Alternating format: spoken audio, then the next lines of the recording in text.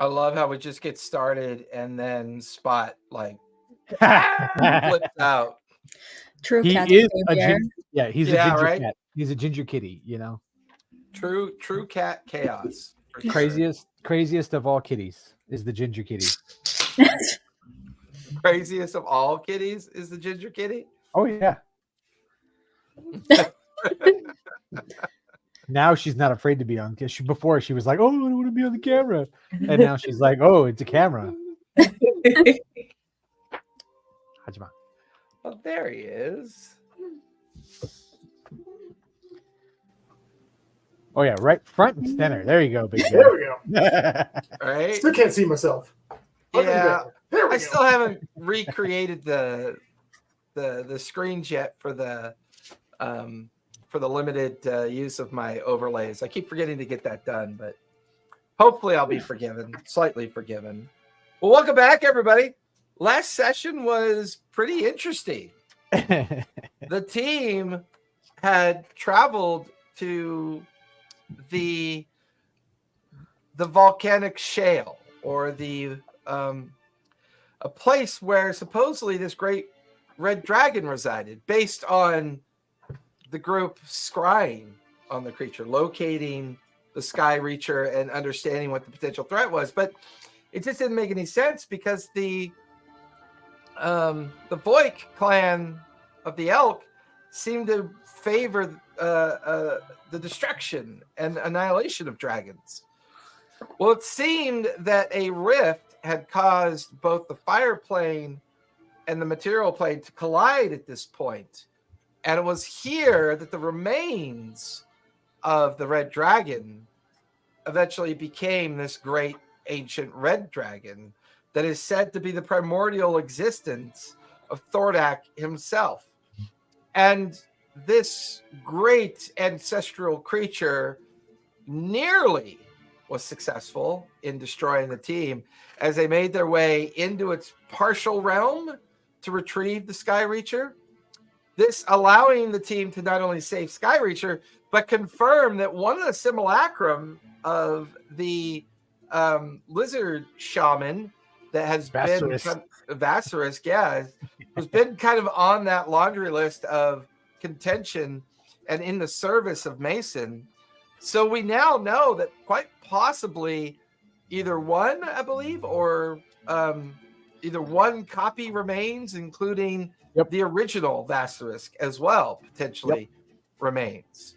And for whatever reason, Mason, in his now new vampiric form, had sent this copy of Vassarus to try to retrieve what we now know to be the primordial firestone, a stone that was enshrouded in the lighthouse here in the shale. But when it collided with the fire plane, it seemed to absorb the energy and power of the fire plane. In hopes of escape and avoiding the primordial red dragon, it was Earthen's creative use of plane shift that got everybody out. The Ironbound, the Sky Reacher, and the rest of the team has now bamped out into the midst of the astral sea. And that is where we last left off. What would you guys like to do? Breathe first. So fair. Yeah. So Puck, I've got the headband that lets me breathe underwater. Spot doesn't need to breathe, but we're in the astral sea and it's not like air out there. Can we breathe in the astral sea? Not really. Only if you're in certain situations. You can move within the astral sea. There's things you can do. But unfortunately, underwater breathing would be required to maintain your ability to breathe in the astral sea. Fun fact, I do not have underwater breathing on my spell slots because I did not see how that would be useful in a fight in the fireplace. Or any fire reason. But I can put Puck on my shoulders and just swim up to the surface. There is The no surface surface. of where? Oh, that would work. Wrong That's a good point. sea. Is there like That's a good big, point. is there like a big rock, like a meteor floating in the astral sea, or some flat surface? Give me a survival check, if you would, please. Okay. 20? Dirty 20? Yes. Not far below you, because of the random transference, the way that Earthen had popped you guys all out of the material plane and into the astral sea, there is a large chunk of just kind of like floating rock directly down below you, maybe a good 1,000 feet away. Can I use wind wall to propel us? As you begin to think towards it, you actually start moving towards it. Oh, rock. Big rock. Earthen follows Puck. And I'll follow on down. Just think about it. You watch as the Ironbound and Skyreacher stare at each other in complete and like utter like they have no idea what's going on. And Think they about pass- it. Just think about it. Give me a persuasion check. Give you one chance before they pass out unconscious due to lack of oxygen. That's a dirty 20. Okay. They hear you say that and they're a little confused. So they think about it. And then you watch the two of them quickly and awkwardly begin to float down towards you. And they're kind of panicking. So now they're moving faster. And the speed at which their thought process is like projecting them even faster. They zip right by the four of you. And they kind of cause each of you to tumble slightly as they are now hurtling towards the surface of the chunk of rock down below. Oh boy. Nope. If I tell them to stop, they're gonna mess it up. Oh, it's just they'll be all right. They'll be all right. We'll help them if they get down there. Just get down there. I still have my Ring of Fly active. What the Ironbound's a monk, isn't he? What's that? The Ironbound's a Well, monk. he's a kind of monk. He's not Okay, a traditional monk in the sense. And they're not falling. Yeah. They're just Moving. you Really begin to fast. realize that movement in the astral sea is about your thought process. So I'm thinking really hard about the two of them.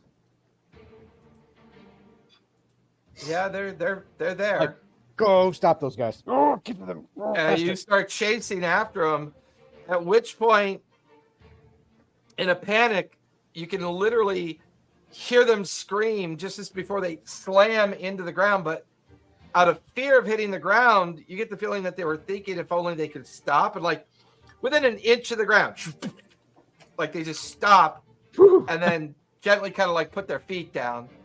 But as soon as all of you come in contact with the rock, you feel your breath. You feel yourself kind of as the membrane of wild space around this rock allows you to breathe. Why do you guys all look out of breath? Fucking monks. Fucking monks. Do we still need to destroy that sphere? The gem. The flaming. Is it still on fire? Is the question I actually like to ask. The moment you cross into the astral sea, the fire would have gone out. Whew. The rock itself is still blazing with the arcane energy that you remember seeing before it protectively started becoming on fire. But it appears to still be slightly intact, but it is heavily damaged. So do we want to break it? I think we have to destroy this thing, right? Do we have any way to incur more information about it, especially now that we have it here? I can try. You guys. I can identify it or try to identify it, as well as detect magic. I can cast both at the same time and try to figure out what the heck's going on with this thing.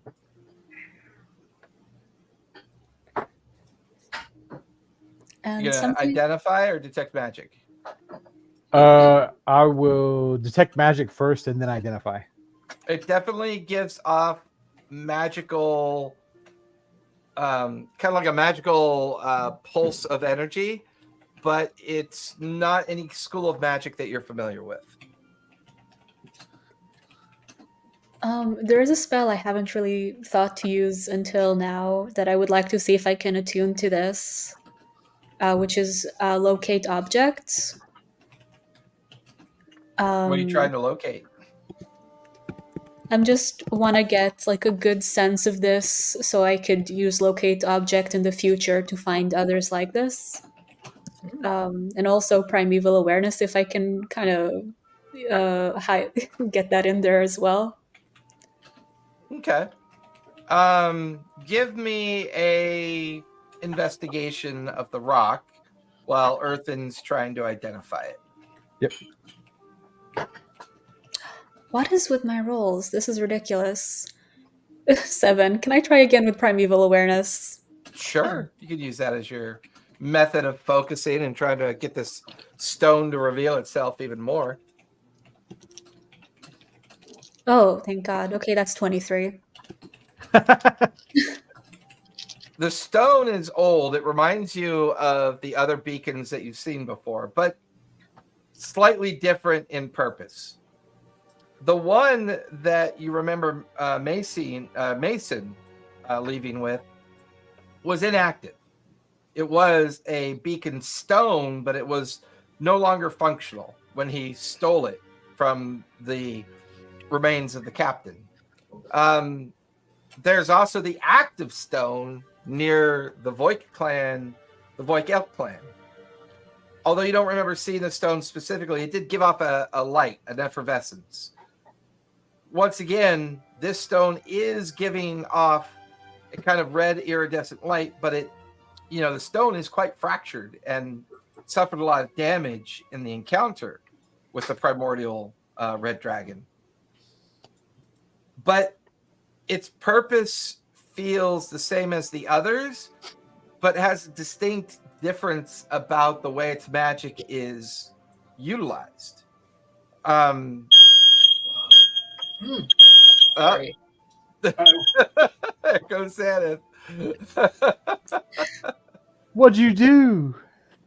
I think my fiance is cooking. I'll be right back. Cooking?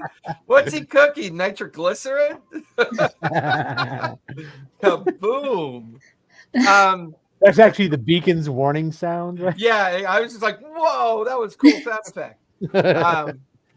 So from your perspective, Puck, you get the feeling that the story of the 9 beacons has both something to do with the 9 prime deities, as well as how they are tethered in between planes of existence. If there was a lighthouse in the volcanic shale, then there must have been a purpose, or in the Vulcan Heights, there must have been a purpose for it being there.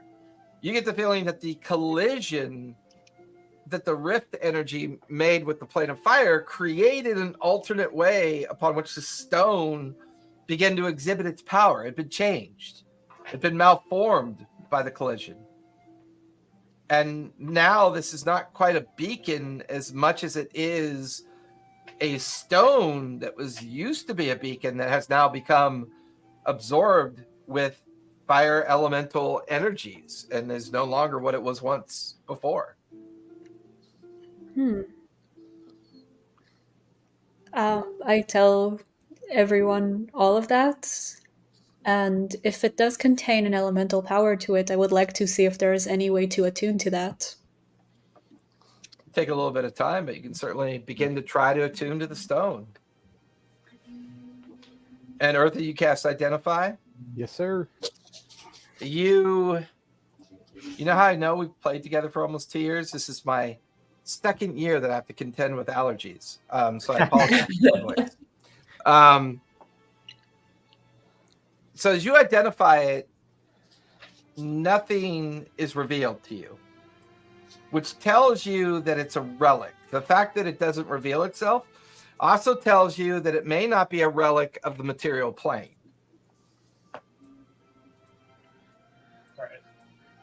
All right. while Puck is trying to attune to it, can I break out my my jeweler's tools and just kind of take a look at it and see if I might be able to not necessarily repair, but kind of like stabilize it so it doesn't get more damaged while she's Yeah, it's actually it's a I pretty can mend easy it. trick. It's a I pretty can mend easy, it. or you could try to mend it. Yeah, that's Yeah. fair. Yeah, rather than trying to chisel away at it. Yeah, I'll Yeah, use and mending and try to repair it with mending. Kind of like as Puck is gently holding it, Spot kind of guides your hand, Earthen, as you mend it, so that the Yep. three of you are kind of working together as you're beginning to kind of slowly and magically kind of mend and repair the stone that is boiling inside with obvious fire or elemental fire magic that's inside. Puck's eyes are currently in a meditative state as she's got them closed. She's trying really hard to will herself to kind of attune to the stone. Zenith, yeah, go ahead. Oh, I was going to describe that. I don't know what the heck magic this is. It's not from anything that I'm unable to identify what magic is on this thing, and that's like one of two reasons can cause that, and it's either a relic of some bygone age that has way more power than your run-of-the-mill stuff, or it's not from our plane, from the material plane. What? Let me ask you this: since I'm already kind of trying to work on this thing, I don't actually want to do any damage to the stone, but can I make basically an unarmed strike against it, not intending to actually harm it? I just want to have my hand against the thing. You want to see if it defends itself? Kind of, but I need to make. I want to make physical contact with it. It's incredibly hot to the touch, which is strange because Puck doesn't seem to notice, or maybe it's not purposely trying to cause her harm. You're not sure.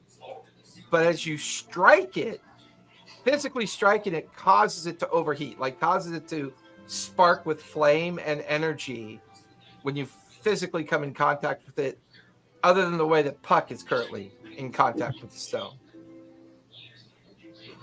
Let me read something really fast. You're gonna break it. Stop. Very delicate process to fix this thing. Zenith, give me a perception check as you. Well, the three of them are working on the stone. As you begin to kind of realize you're in the middle of the astral sea, standing on like a giant fragment of rock. Okay. That's a 9 plus 11, a dirty 20. Dirty 20.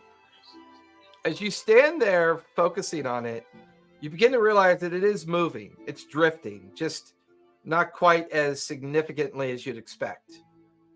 Looking in different directions around you, you can see that there are other fragments of rock.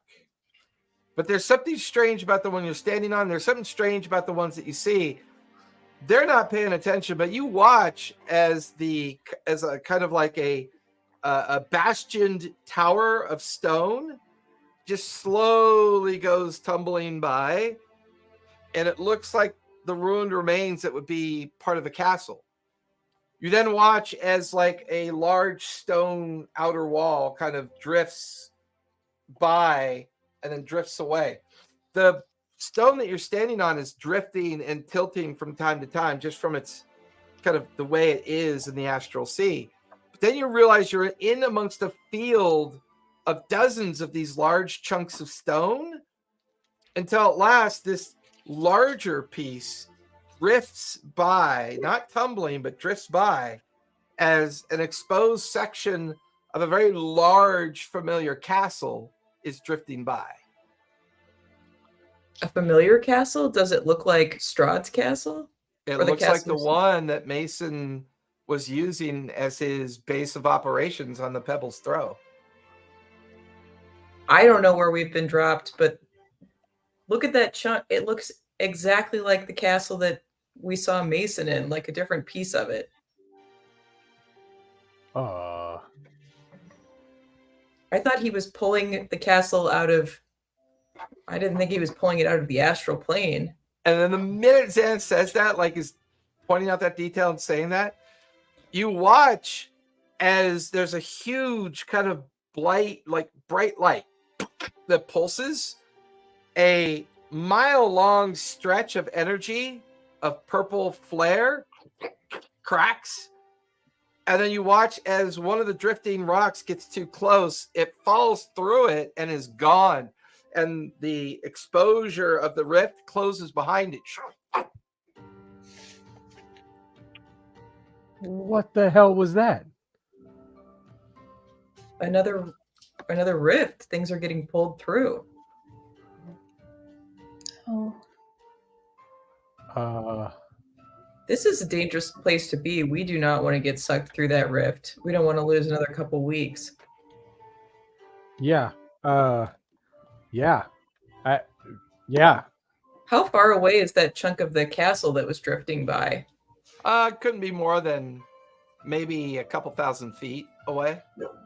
I know this orb thing is potentially, I don't know if it's time sensitive. Maybe we should take a look at the castle. Yeah. Yeah. Also, I don't know if that details matters, but do you remember what was her name? Thornbrook? Blackthorn? Thornbrook, yeah. Thornbrook. The Fae hag that we met said that she often returns to the Astral Sea. No, sorry, to the Shadowfells to look for her loved ones. So that's a different space. Never mind. I definitely was not going to take us there. Good. Cool. But yeah, you think we can get this rock to move closer to that rock, or are we just going to have to float ourselves over there? I feel like I can control my movement with my mind. I want to continue attuning to this rock. Does anybody mind kind of just like I can tie a little rope around me and somebody can just kind of Pull you along. Yeah, like the I'll Iron be Bound, rope.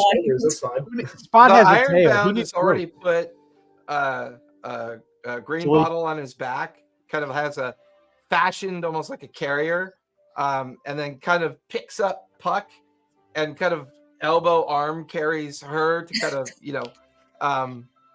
freely be able to drift on over. I believe Punch is with you guys, right? No, Punch Lunch. is with a Voik. Oh, that's right. Punch is with the Voik, but Lunch is still with you. But lunch Well, is in the he's pocket. Yeah. coin. He's a coin, yeah. Yeah, Lunch turned back into the coin in your pocket. So you guys watch as the Ironbound has Green Bottle and Puck, and begins to kind of like walk in that direction at first, and then he leaps and starts thinking about traversing over to the other rock. And you watch as he's kind of like awkwardly drifting and arcing towards the other stone, the other huge piece of the remnant of the castle. More of like the core of the castle, like the keep itself, more of the buildings, like what would be considered like the heart of the castle, is kind of the part that's floating nearby. Skyreacher, are you okay to try this too? Better than where I was. And she runs and jumps in the air and starts drifting after the Ironbound. All right. All right, I'll follow. Woo.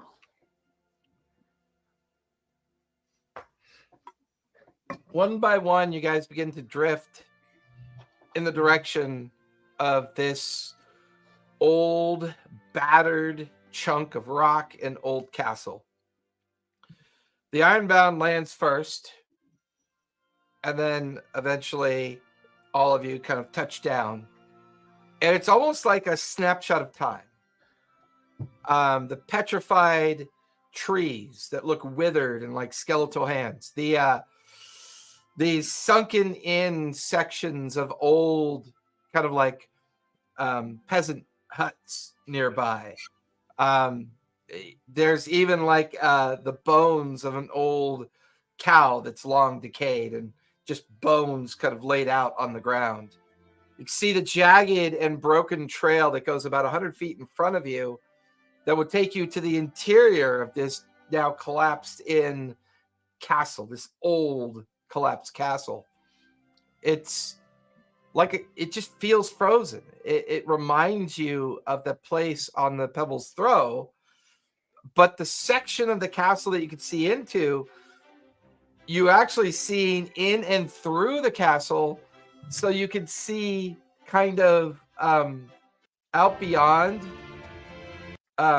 Like you get the notion that you're staring at the hole in the interior where the chunk of castle used to be that Mason is now using. So you definitely know it's from this. As far as your investigations and everything tells you, this is Strahd's castle. This is where all that information about this infamous vampire resided in, but it's all fragments now, destroyed, chunks of it floating in different directions. But this appears to be the main heart of that castle. What the hell happened here?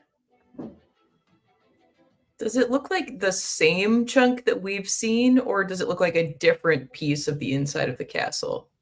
It looks similar in nature, like very similar to what you've already seen. As if a chunk of this had floated off at some point, and maybe descended through one of the rifts, landed in the Pebble's Throw, and Mason had discovered it there. It feels like it might be connected to his plan somehow too, although that plan is still not entirely well known to you guys. You know he's seeking the beacons. You know he's hoping to maybe have the 9 prime beacons under his control for the purposes of whatever need he has for them, to execute whatever plot he's been working on. So far, that's been his main fixation, has been collecting these beacons. Currently has one that's inactive. You guys have one. And we know that there's one that's active on the Dragon's Breath Isle in the Shattered Isles where the Elk Clan are. Maybe it's not such a good thing to keep this beacon out. Like, I don't know how that scry thing you do works, but if you could scry on an object, he could be scrying on us right now. Yeah, it's true. He could definitely be scrying on us. But I What? Oh, sorry. Oh, sorry. No, you go first. You guys have, and sounds like Spot as well, has taken a look at this thing. Do you think that during the battle it felt like we were trying to destroy it? Do you think we're still trying to destroy it, or are we just trying to hold on to it? Well, the one that we saw on the turtle was inactive. It's unclear why he took it when he did. It is entirely possible that it became inactive because the turtle died, allowing him to take it with less repercussions if there's some kind of defense mechanism around those. I mean, the one in the Shattered Isles makes people forget who they are. There is some kind of curse around it. This one, when the lizard guy tried to take it, he burned to death. So maybe it might be to his benefit if we break those or make them inactive. We don't really know enough. So you think we should just hold on to it because we don't know? It did get us here. Did we think that breaking it would terminate the connection between the fire plane and the material plane? That would be how we would send him back? Yeah, that's how it felt. Like you were trying to weaken that breach. Like you're trying to weaken the connection between the two planes of existence that were being bound by the stone. So it's near destruction and then kind of shifting out of the material plane at the same time caused that merger to collapse and no longer allow it to happen. Okay. So we think we've already done what we need to do in order to sort of weaken that connection. Without knowing specific, I mean, you feel like you stopped something from happening. Okay. And sent the primordial dragon back to the fire plane. That much feels purposeful to you because Okay. it didn't follow you here, which means it was either not capable to or it didn't know where you went, therefore couldn't follow you.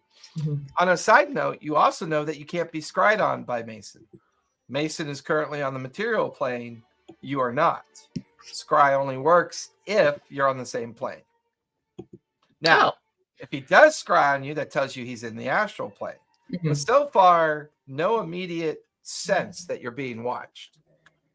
So he could scry on us when we came back, but not now. Well, you can certainly try. Yeah.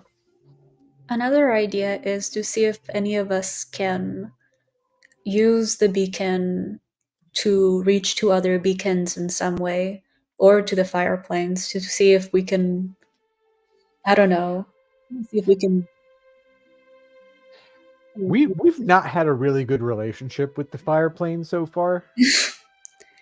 Between the giant fire elemental thing that we sealed away and destroyed, and now a very, very, very big angry dragon.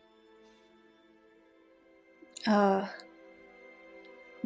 I mean, anybody? we can try, but I don't know. Maybe not the dragon, but maybe when we get back, it's worth seeing if we can reach other beacons using this one or something like that. If it can help us, if it can help people move around in some way, if it has some kind of teleportation properties, maybe we can see if we can tap into that in some ways. The other thing at play is that we think an attack is going to be launched on Dragon's Breath Island, like pretty soon. yeah. So maybe we just need to get back to the material plane and tell people what we've learned and get some rest. Do we want to just use the fact that we're in Strahd's castle to see if we can find any information Yeah. and glean anything out of this place? Yeah. It's a good call.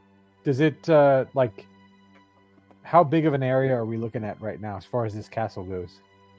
Maybe 4,000 square feet of ruin and exposed castle interior and other debris and rocks kind of all piled up nearby. Can I use primeval awareness to see if I can locate any undead? Go for it. Yeah. You This isn't a favored location, so it would only be it's like less than a mile, right? it's yeah, 1 mile of you or within 6 miles if you're in a favored terrain. So unfortunately, no. So within a mile.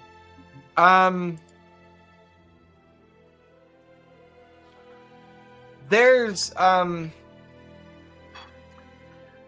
a sense of an undead presence, but a shadow of its former self. There's something still lingering here, but it is not anything that you feel immediately threatened by. Almost like an echo of its previous inhabitant. Mm. Where? Everywhere. You feel that. Sorry, Buck. You feel that, not me. Everywhere, so I can't locate it to a specific place that seemed to hold more. I wonder if Give me a survival check as you try to focus. While she's doing that, are we actually physically within the ruins, or No, you're out front. Oh. You're about 40 feet away from the broken staircase of stone that would take you up into the interior. Dirty 20. 30-20. ice. In the heart of this destroyed castle, there's a small concentration of this echo of what you're feeling. Something inside this castle still lingers, and it is old, and it is very much undead.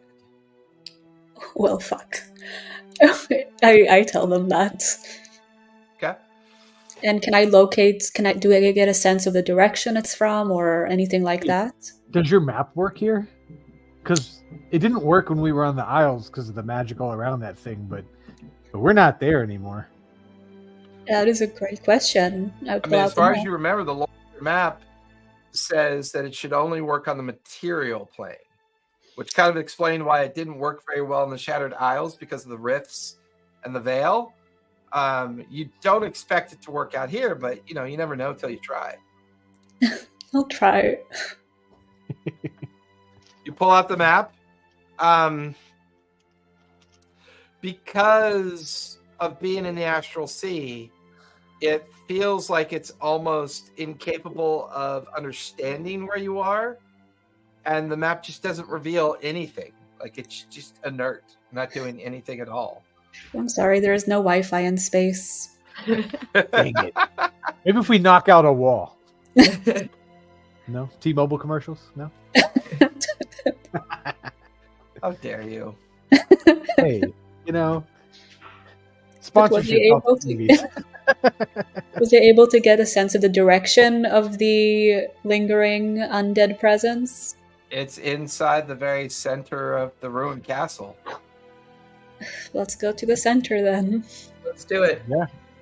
Before we walk, can I kind of check the doorway, just see if there's any see if I can see any traps or anything that kind of sticks out as. Sure. Give me an investigation check, if you would, please. That is almost a 19. That was just a 9. It hovered there too long. Just a 9. Okay. You guys got to walk up the stone stairs in the direction of the front facade. You watch as Spot stops to examine the doorway. Are you proficient in Arcana, Earthen? I can't remember. Proficient? I don't think so. Not proficient. I have half proficiency in Arcana. Are you proficient in religion, Xaneth? Yes. Okay. So for Xaneth, as you watch Spot go in first, followed by the Ironbound kind of coming in right behind Spot, there is something that catches your eye. Right above the door jamb, there is a stone that's maybe about the size of a shoebox that's embedded into the archway of the castle entrance. You've seen this kind of stone before. It's a keystone. And these keystones can be emboldened with magic for the purposes of creating a stabilized environment, like to create something from collapsing more, being consumed by water, being consumed by fire. Somebody has put a keystone here with the intent of preserving this building. Someone is that keystone up there. Someone's taking care that this building won't fall apart. Maybe even in its present state, there might still be something active here. Do we want to take this away and just let the place fall apart? Let's see what's inside first. I very much doubt it. I assume Puck hasn't fully attuned to the stone yet. Well, it takes some time. She's in the process, but it requires focus and time to be able to try to attune to it. Ooh. Very pretty backgrounds this episode. So all of you walk through the archway. Nothing too nefarious happens, but as you walk into the interior of the castle, you begin to realize it is now preserved as if it was still on the material plane. You could see plant growth, books, this huge stone-like throne up on a dais. And you can just see the remnants of the interior of this castle as it would be in its source, as it would be frozen in time, as if it was still in the Shadowfell, still at the heart of Bunrovia. I'm seeing some photos in the picture. Are they also there in the game? Yeah, there are pictures. Everything you see that's an imagery would be sketches, paintings, and kind of like other representations of artwork that may have been part of this place. More importantly, there's one particular imagery painted on a nearby wall that definitely gets all of your attention. Of course, I had it ready and then I turned it off. Sorry. Yeah. Give me one sec. Where'd you go? Where'd you go? Where'd you go? Where'd you go? Oh, wait. You know what would help? Is if I remember to name it the right file that I... Let me rename the file. So that I, helpful. Oh, yeah. yeah, naming conventions are an important thing. You just don't like a random string of numbers? No, that is not okay. Randomness is a tool for those that have more time than me. Randomness. DoorDash. You see a picture of a skeletal figure, like an oil painting. It's 8 feet tall by 3 feet wide. And it's an oil painting of this undead figure in front of a moon-like landscape. At the bottom, it says Strahd at the bottom of the painting. Well, that's not creepy at all. No, it's pretty creepy. Certainly sets a vibe. Does anybody feel like saying something wisecracking at him? Does anybody feel like wisecracking at him? to make this feel a little less Say scary? no more. Say no more, Ranger. You look hungry. No response. Just the oil painting, just kind of, it's in this heroic pose, staring off at its hand, off in the distance.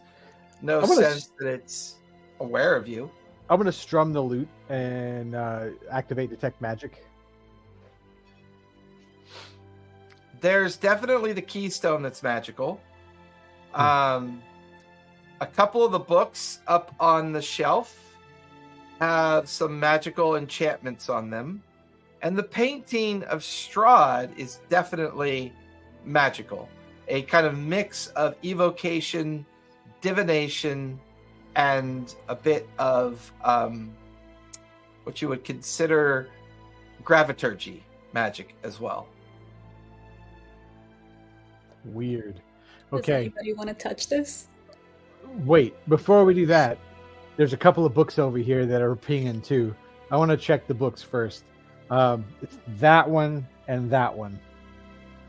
And I'll go grab one, but if we go grab the two books and see just what the books are. There are two books that were glowing. One is referred to as the Tome of Knowledge, and the other one is referred to as the Tome of Strength. Sack of holding? I'm going to identify them first. Oh. I mean, they say what they are, but yeah. So I'll take the time to identify those. The Tome of Knowledge, to the possessor of this book, at the end of 30 days of reading and memorizing the Tome of Knowledge, you can add up to 2 ability points to your intelligence. Ooh. We need this so Hey. desperately. It also says the same thing about the Tome of Strength. We also need that extremely desperately. I don't need the knowledge, but I really desperately need the strength. I am both weak and stupid. This would do me great. Yeah, that was fabulous. You guys Oh, watch as Green sure. Bottle stops in front of the painting after crawling off the back of the Ironbound. The Ironbound's just lost in just kind of admiring the place. Same with the Sky Reacher. Green Tilly. Bottle stops within a few feet of the painting, just looks. It almost looks like he's trying to hold something. His hand is empty. Huh. Is there anything sort of circular shaped or nearby that looks like he might be holding it? Give me perception or investigation. Yeah. Alright. I was gonna say I'll look around the room and see if there's something to fit in his hand. That's a 24.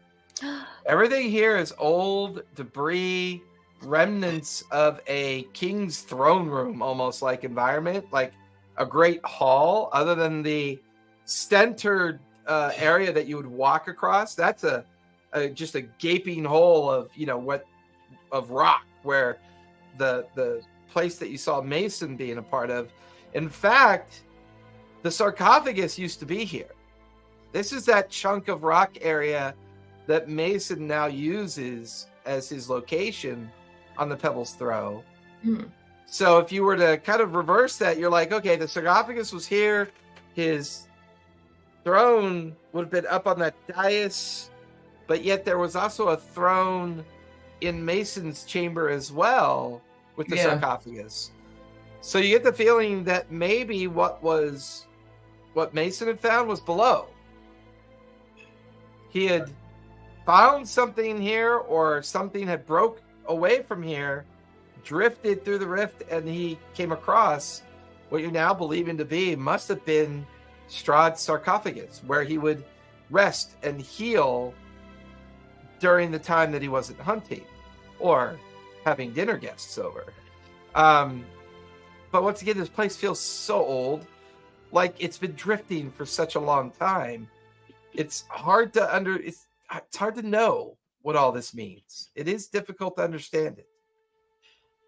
Earthen, I have an idea that I'm not super fond of.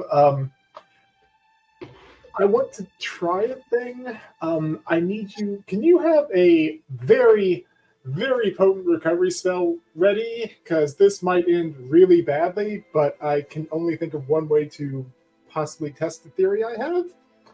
I mean, Xanth will probably be way better at that than me. All I got was you lagged real bad there. Oh, sorry. Xanth could probably be way better at that than me. I mean, I can get something ready, but all right, guaranteed she's better at this than I am. By the way, Puck, those pictures you're referring to is actually behind Alexa. It took me a second. You don't understand. I was like, "Hey, what about that chalice in the in the room?" And I was like, "Wait, no." Look at the bookshelf. There's a bookshelf. I was gonna say, "Oh, it's the bookshelf that he was referring to." Yeah, I just want to make sure I clarified that for you. That's so funny. There are like etchings and drawings and sketches, like in preserved areas of the walls that are exposed, and then the big oil painting of what seems to be a undead representation of Strahd on this oil paint. Well, at least that's what the bronze placard says at the bottom of the oil paint. I am more shocked that I did not say, "Oh, there is a basketball and the castle." What is that doing? What can you tell me about the basketball? That's what goes in his hand. Yes. Quick, get the. Right, He's actually a globetrotter, you know.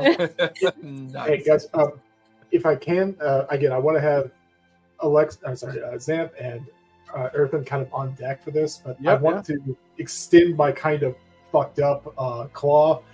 I'm going to go up to the painting and just very delicately kind of touch it and just see if it does, if I feel anything or if anything happens. You guys watch, and Spot's hand passes through it, and then back out again. Oh, Oh, it's another one of these. Where's that fucking artist? Wait, we have his paints. I do. What's supposed to go in the hand? What do you think's going to go in the hand? We could just paint it on there. Maybe. Earthen, do you know what I've been thinking the entire time we've been in here? Do you still have?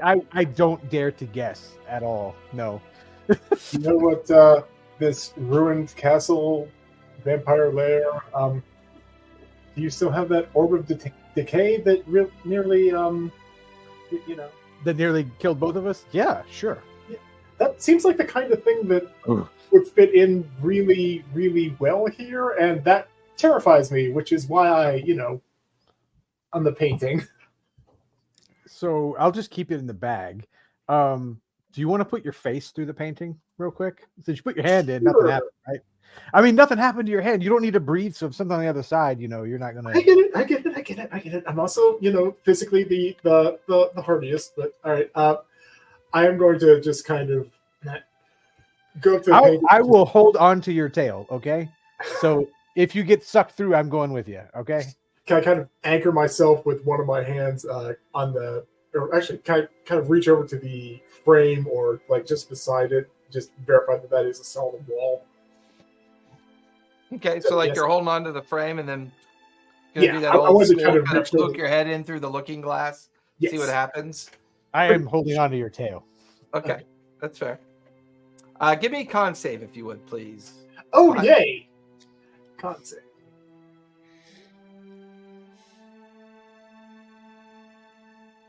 That's a 24. 24. As you place your head inside, Earthen, you feel his body go rigid, which kind of freaks you out. You pull at Spot, and you watch as his corpse drops to the ground. Oh, fun! What? What? His corpse? For real? And can I check? Is he really dead? Stone cold. I'll I've- revivify. All right, I've got the bottle of stuff. Shit, what's that called? And I have the kits, the like death save kit.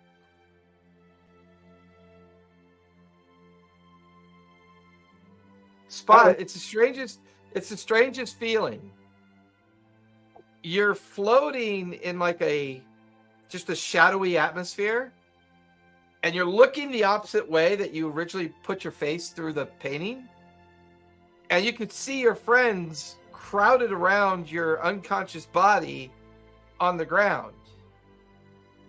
But there's a kind of soothing calm about where you are. And as you're kind of drifting in this empty space, you look down below and you can see the silhouette of thousands of figures, of individuals. They're slowly walking along an unseen surface. Way up in the horizon of this dark shadow, you can see a very tiny, tiny point of light. And you can feel these thousands of people down below you, almost kind of like calling out to you. Give me a intelligence save, if you would, please. Oh, that is a crit fail. It's a natural 1 plus 6. Which would be a 7. Yeah. I know. You feel yourself drift down in amongst the crowd, and there are humans and halflings and dwarves and elves, all manner of humanoid folk, just looking very gaunt, pale-skinned, emaciated of food or water. And you just begin to kind of like step into the ranks of these individuals. And you feel the song. You feel the song of the light up ahead calling you towards it. It echoes towards you. It emanates towards you as you drift along with the crowd.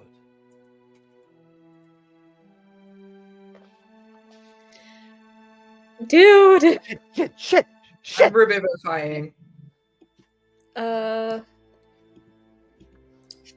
Okay, all of the all of my all It's of just, the it's just a raised dead. It's not a revivify. I can make him a zombie. You guys watch as Zen kind of hovers over the dead body of Spot, and just you cast Revivify, and nothing happens. I do it again. Do it again, Yeah. nothing happens. Hang on. I'm gonna take. I have a potion to speak with dead. So I'm gonna try Okay. that. Are you pouring it into Spot's mouth so he can speak? Yes. Like This is so stuff- weird. Yeah. Okay. What are your 5 questions? What would be your 5 questions?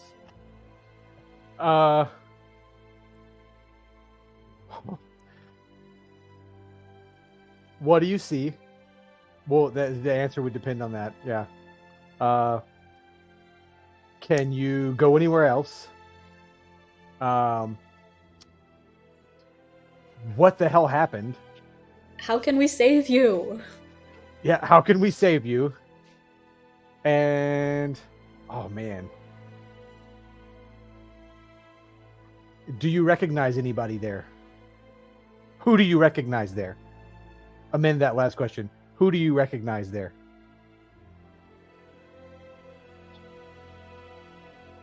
Spot, as you're drifting through this crowd, you hear Earthen's familiar voice. As rapidly these questions are thrown in your direction, they sound a lot like questions that you've been involved in the past when you try to speak with the dead. And you almost feel like you're compelled to answer, but you also feel as if answering is still your choice. But it's Earthen's voice, and he's asking you these questions. I'm definitely going to try to answer if I can. I was trying to copy down the questions while he was talking. I only got 3 of them, unfortunately. But so I definitely want to try to answer him. So the first was, what do I see? Yeah. All right. A sea of figures, possibly dead. I have no way of telling. That's one. What's the other question? The next is, what, can I go anywhere? I don't know. There's a point of light above, and this sea of figures stretches into the distance. I don't know if there's anywhere else. Can I be saved? I do not know. I don't, and I did not get the other 2. The last one was, do you recognize anybody else there? Can I scan the horizon? Yeah, give me a perception check as you look around you. Perception. That is a 16. 16? You don't recognize anybody. I don't recognize anyone. Shit. Can we see if there's anything in this place that could make him undead? In the castle ruins? I could make him undead.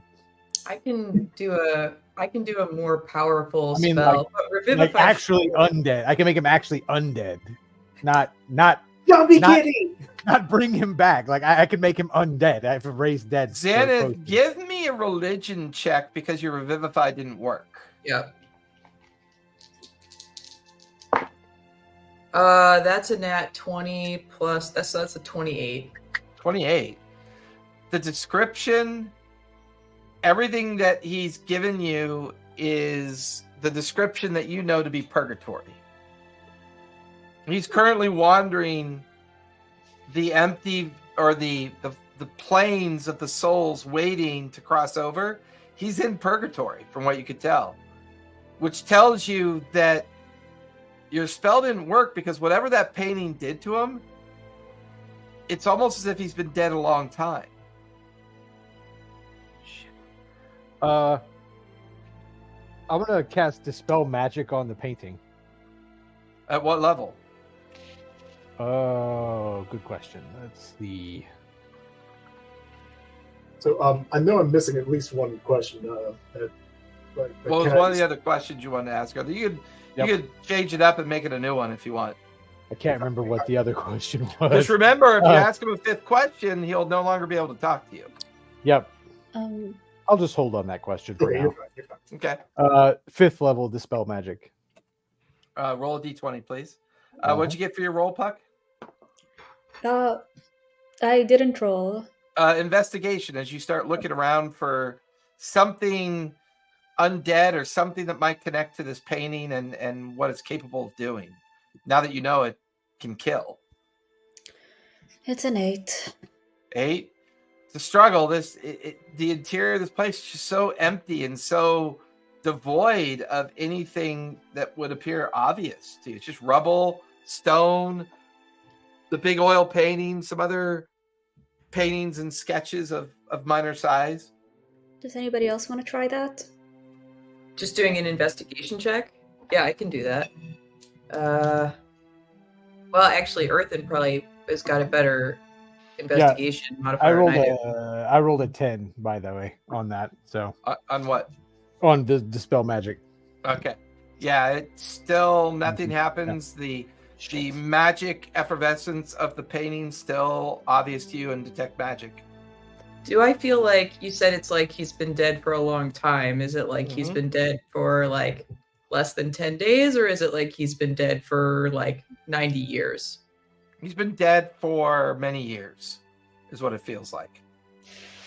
Do you remember the coin that the Fey hag gave him that had a skull on it? Can I see if I can fish it out of Spot's belonging to see if there's anything I can do with that? Yeah, give me investigation as you start looking for it.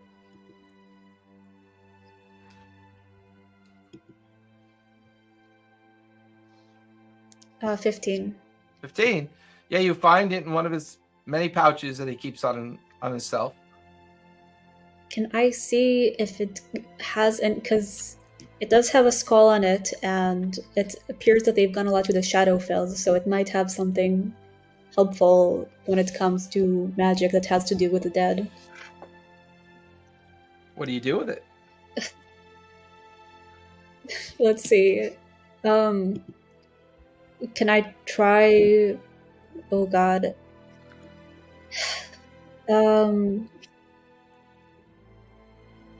Does anybody feel like they might have a good chance of knowing what to do with this? I Does can make anybody a want religion check on it. If it feels like he has been, the effect of this picture is that he's been dead for a long time. There's a spell that I know that can bring back someone who's been dead for up to a century, but I don't have the energy to do it today. I can. It's gonna suck, but I can do it. I would try it. So I would say you owe me, but I did tell you to put your face in that picture. I'm gonna cast Resurrection on Spot. Just before you cast it, Green Bottle stopped you. What? We're gonna bring it back. She walks over. I just rolled a natural 20 for Green Bottle. She walks over to Puck and plucks the coin out of Puck's hand. She walks over to the painting. You watch as the skeletal figure animates, and the hand extends out towards Green Bottle, and she places the coin in the hand. What the actual? The hand closes, goes back, and you watch as Spot takes a deep breath. What the heck? Spot! What the hell? Are you okay? You're muted. You're muted. You're muted, Eric. Oh, it's this great monologue, and we're missing the whole thing.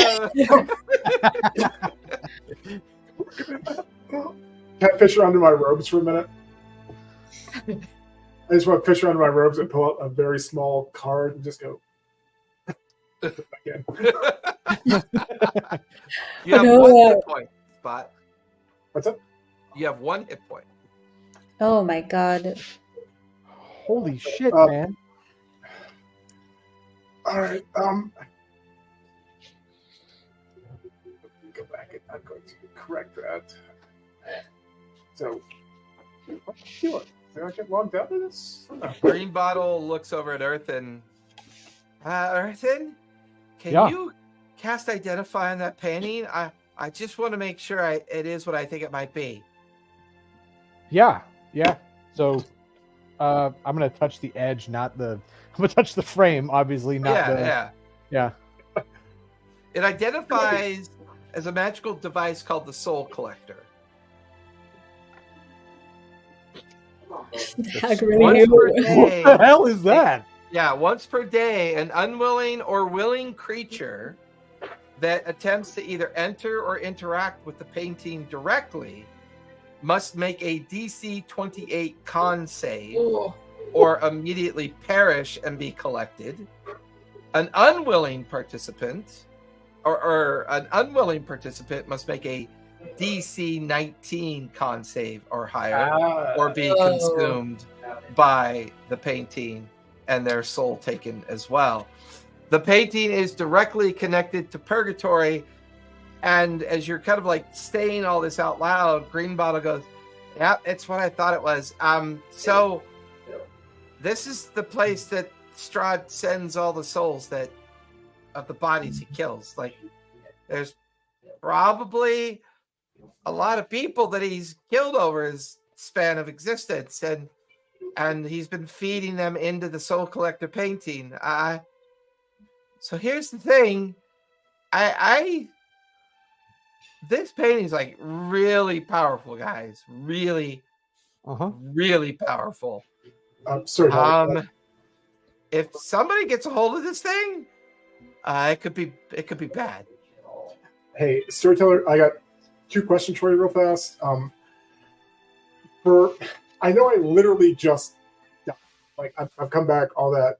Yep. For the purposes of this narrative, when I come back, I know it's not a long rest, all that. Do I come back at level 18? Like, do I have access to what I would have got from our level up, from last section? Well, you haven't long rested yet. Okay, I didn't know because if I died, if I was something Nope. like that. Dying is not a rest in peace is maybe a little bit too much on the nose. Yeah. It was a long shot. It was, You're like, it's worth a try. You never know. Yeah. The other was just like my amulet and everything is still working, so within 5 minutes ish, I should be back up. So okay, so that's fine. I am gonna kind of look at Xanth and kind of be like, I do have a genuine idea, but it requires rest. Can we get your magic hut popped up and take a breather for a bit if it works here? You're mute, Xaneth. Sorry about that. Sure. Do No we worries. want to rest here, or is it something you want to do here in Strahd's castle? I have an idea to make sure no one ever has to deal with that again. Well, hold that thought. But I have to be able to do that. I have to rest to do it. Hold that thought. I'm going to burn my 9th level spell slot and cast Dispel Magic on the Soul Collector. Give me a D20. Can we give him any inspiration or anything like that? Can I give? Unfortunately. That's nothing. You give him guidance. I'll give I'm okay with guidance. you. Yeah, I mean, an it's additional it's D4. not exactly what it's used for, but you can go ahead and give him a D4 or D4 or D6. D4. D4. Well, yep. That was a waste. Hang on. Oh, shit. Now I used them all. Yeah, I don't have it yet. Nope. Yeah, it didn't work. Guaranteed. I'm That gonna was a 9th level Dispel Magic, right? Yeah, it was 9th level. Give me an intelligence save, please. Oh no. Okay. I got advantage on those, though. For that sword. That's true, you do. That's a nat 20 plus 5, 25. 25. There's a protective barrier around the painting. Take half of 81 points of psychic damage. Oh, I dropped. I just fall over. You just watch it. Earth is like, I got a plan. Spell magic. There's like a purple black energy that rebounds off of it, slams into Earthen, and he just keels over, unconscious. All right, I'm gonna do a little mass cure wounds here. I think everyone's at full except for Spot and Earthen. But Again, like for me, Spot I'll be has the back. regenerative necklace, so Yeah. it only took him about 5 minutes to get back up to full health. oh, sweet. Yeah. Oh, I'll just do regular cure wounds then.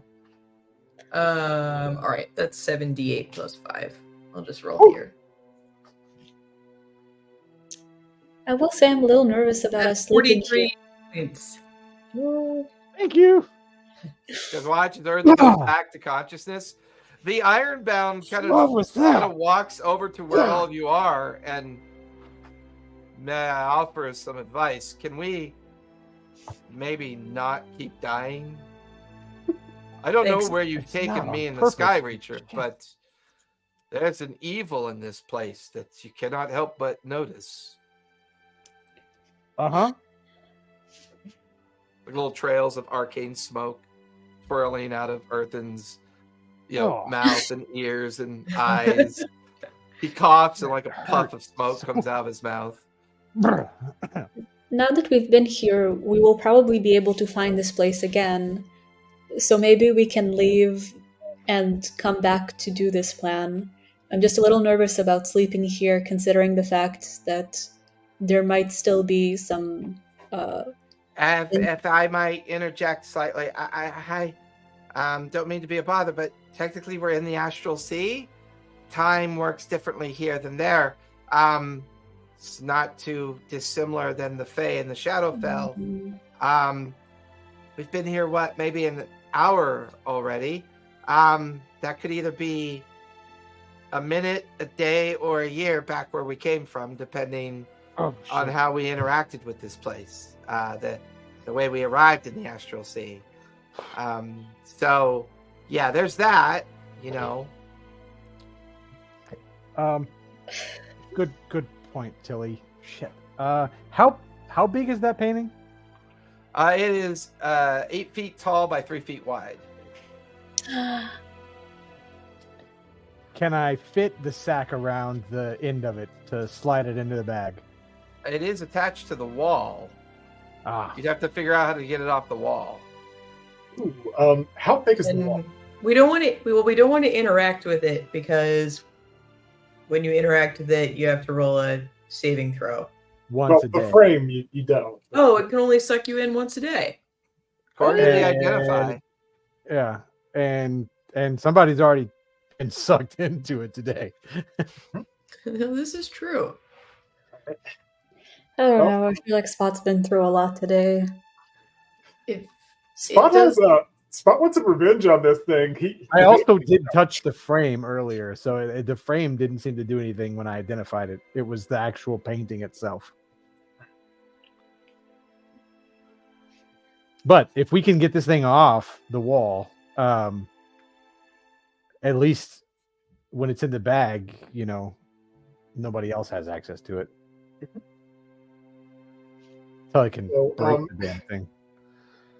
Can I kind of look around the painting and just kind of see how it is anchored to the wall, if it is just hung up, or if there's something like special? Yeah, give me an investigation check as you begin to examine the space that it's occupying.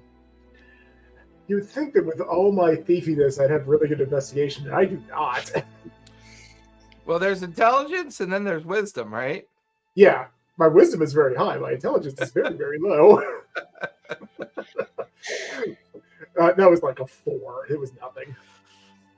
Yeah, it's hard to understand or determine, but it's affixed to the wall. Doesn't you even nudge the frame? It doesn't budge. Hey, Tilly, Yeah. I have some magic paints and I have some residuum. Would you be able to mix these things up to where I could paint over this thing and create just perhaps break the spell in that way? I think the problem is if you try to interact with the surface, there's nothing tactile. There's no physical surface to interact with. So I don't think you can paint directly onto it. Just because it cannot interact with you now doesn't mean that it's, still a solid surface. I think it might still be a portal. I think even though it's captured a soul, currently it's quite possible that when it's not the soul catcher painting, there's always been a kind of legend that it's a portal as well, offering you access to the Shadowfell. I don't want that in her bag. We can't get it in the bag anyway. Can't get off the wall. Also, if you notice at the very top of the the stone above the painting, to the right and left, there are wards on it. That's probably what's keeping it from coming off the wall. So you'd have to dispel each of those wards and then physically remove it. But I think we should destroy it, to be honest with you. How do you Did you destroy say it? did you say your friend or your when you were speaking to the void during your challenges and talking to the chieftain, she mentioned something about Mason being a vampire now, or Yeah, he is. being kind of undead adjacent, I guess you could call it. I don't know. I don't undead Yeah. are not my kind of on my syllabus. I don't know how that works. Is it possible this is what he's looking for when he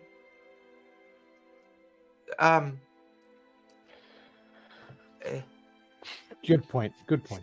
Okay. Well, damn it. I mean, this thing's a pretty powerful object. I'm just afraid that if anyone were to get access to Purgatory, they would get access to the Well of Souls, and therefore they'd have access to an unending amount of undead souls in which to utilize for whatever nefarious purposes they might be involved in, I guess. Here's It's kind of like if you give Spot too much yarn.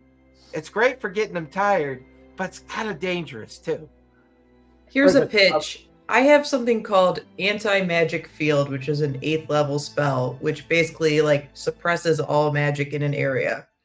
I can pop that up, and then we just like kick the shit out of this painting, which temporarily won't be magic, and there will be no wards.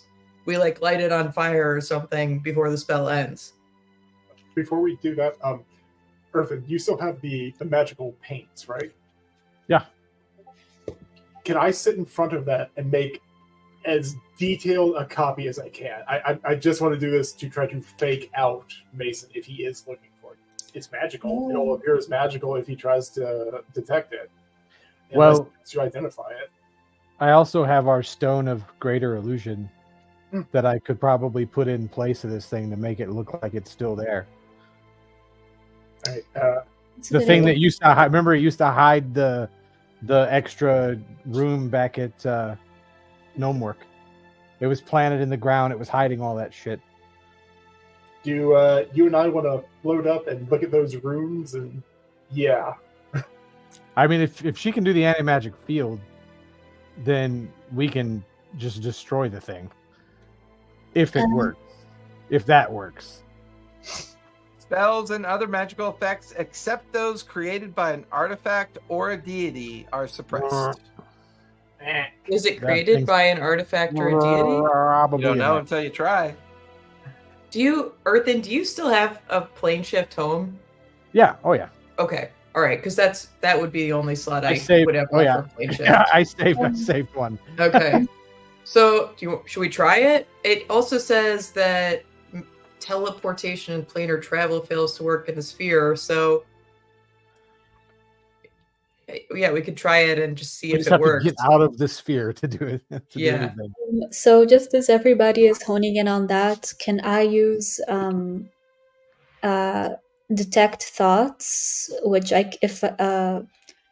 can also use to see if I can sense thinking creatures that I cannot see, and try and just hone that in the direction of the undead presence? Because I am curious if there is somebody here. yes, it is. But I would also love to run away the moment I find out. I love it. Absolutely love it.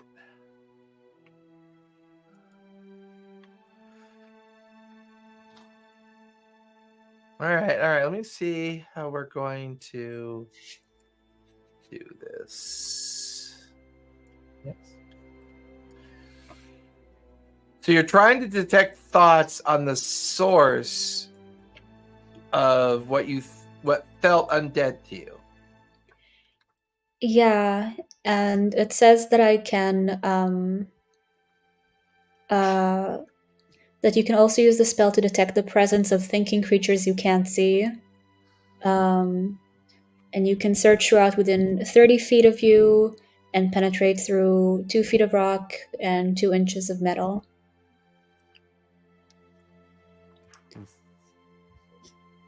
Oofa. Okay. Okay. And once you detect the presence of a creature this way, you can read its thoughts for the rest of the duration as you describe above, even if you can't see it, but it must still be within range. No. As you reach out to detect the thoughts of this lingering echo,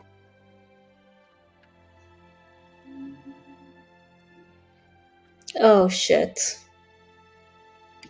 everything around you kind of darkens out.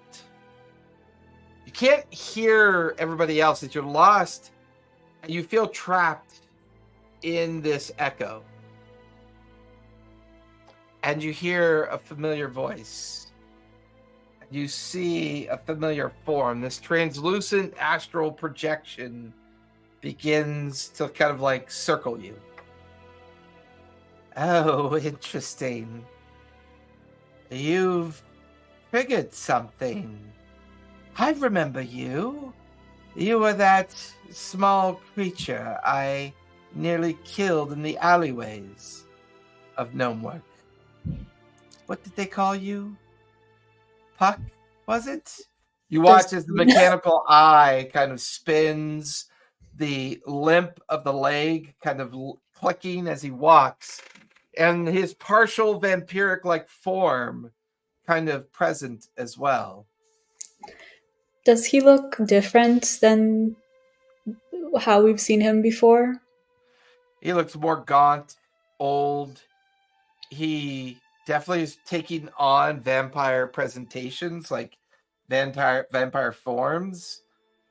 But this feels like a combination of illusion, almost as if your interaction with the echo has triggered this response. You look like you've seen better days. Oh, I'm sorry. I'm not really here.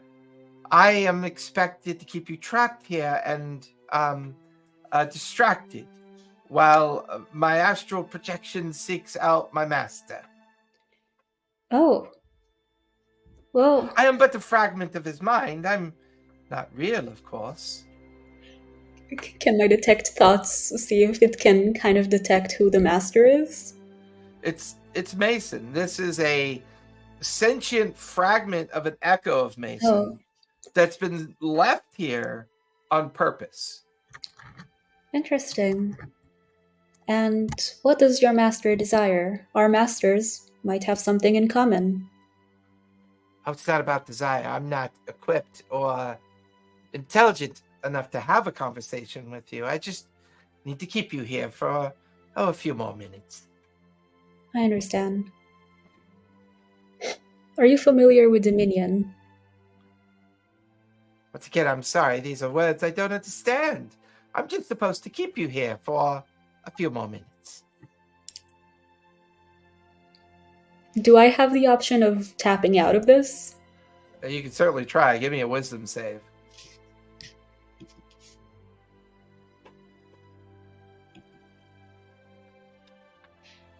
Uh, 15. You're back with everybody in the ruin, taking a sharp intake of breath, and you no longer sense the echo in the room. Well, fuck. I just spoke with Mason. Apparently, this is all a distraction. We have to go back right now. The wall is not magic, right? What do you mean the wall? That the painting is mounted on? It just has the wards on it, and then it's a solid stone wall. Well, like the words are on the wall or on the painting? On the wall. Damn. We can come back here, but we have to go right now. But he knows where this is. He knows where this is. He's been here before. The presence I've sensed is his echo, and the echo told me that he was here to keep us distracted for a few more minutes, which I assume is bad news considering our history of getting distracted by him. So let's go right now. I have a really bad feeling about this. Should we try to destroy this thing? It takes me 1 action to cast. That's what I was trying to do. Okay, yeah, let's destroy it. All right. Anti-magic in a big bubble on this thing. I'm gonna Okay, go well- like as on the other side of the room, away from that. Okay. First. Yeah. Ironbound and Green Bottle follows Earth into the other side of the room. Xanath, you cast the anti-magic field, and it shrouds the painting and the immediate area that you are in. Nothing on you is now magical. Okay. If there's like a candle or something, I will grab it and just throw it at the painting. Like, Nothing lit. all right. Well, and I we just need to like punch the shit out of this thing then. You Hey, watch a yeah. Spot goes full ginger cat, leaps up on it, like extends his claws. You got me. Puck has a fire kit. Puck Just- starts setting the shreds on flame. Like the wards aren't active at this point, so the painting is being consumed by both Spot and Puck's activity. The frame is broken, the shredded magical components of it. It's definitely not a relic, and it was definitely not made by a god. So it's a very powerful magic item that once belonged to Strahd, but without Strahd being ascended, it's not considered made by a god. So it takes only a couple seconds for Puck and Spot just to destroy the painting. Yeah. Okay, amazing. Let's fucking All right, go. let's Let's go. go. So while they were doing that, I was getting ready with plane ships. So when they come over, we just gotta link hands, and we can get All out right. of here. Whoop. Once that's done, you guys start running over to where Earthen and the others are holding hands. You kind of quickly get into that linked hands as Earthen's about to cast it. There's a Ready? shock of a arcane gate. Just as you see Mason step through his arcane gate, Earthen's plane shift activates. And everything collapses around you. Where are you focusing on trying to get to, Earthen? The Elk Village. Directly in the Elk Village? Yep, in the Great House specifically.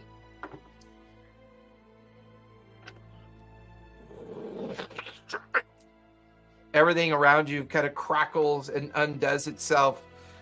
And you're in the middle of a massive smoking ruin of a log house.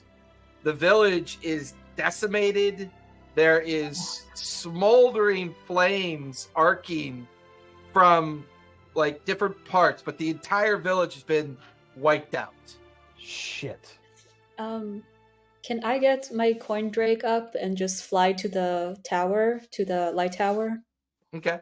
You watch as the coin drake comes out.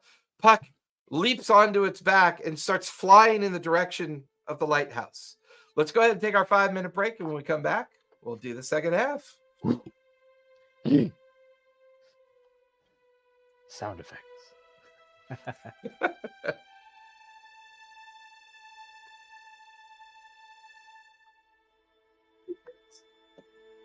Stretch a little bit. I did not, Derek.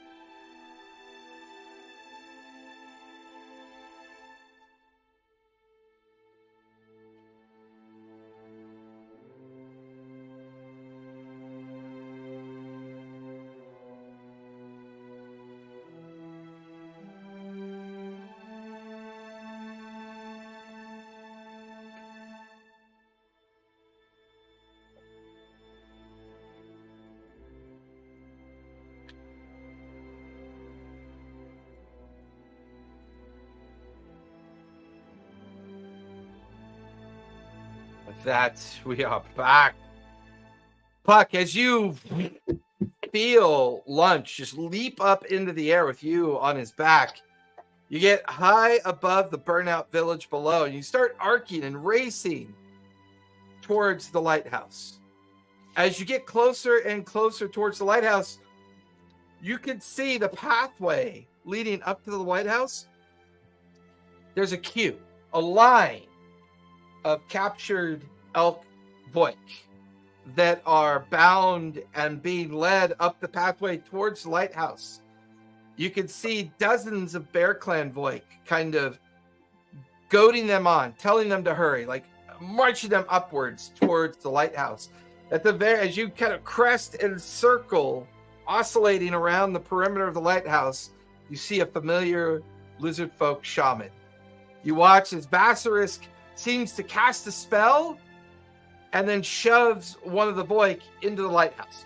Oh, God. There's a flare of energy from the lighthouse, and you watch as silver light drifts away from the lighthouse, and you see the silhouette of a voik ghostly figure drift off in that light.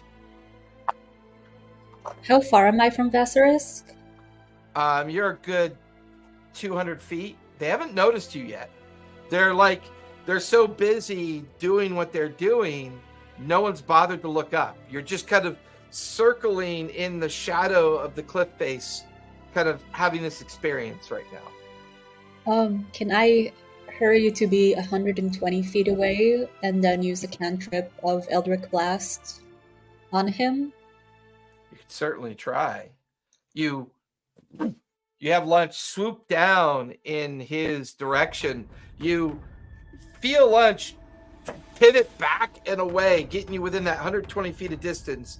And you're now hovering over Vasarisk's form at 120 feet. As he's midway casting a spell on one of the voik, he sees your silhouette just as you cast Eldritch Blast.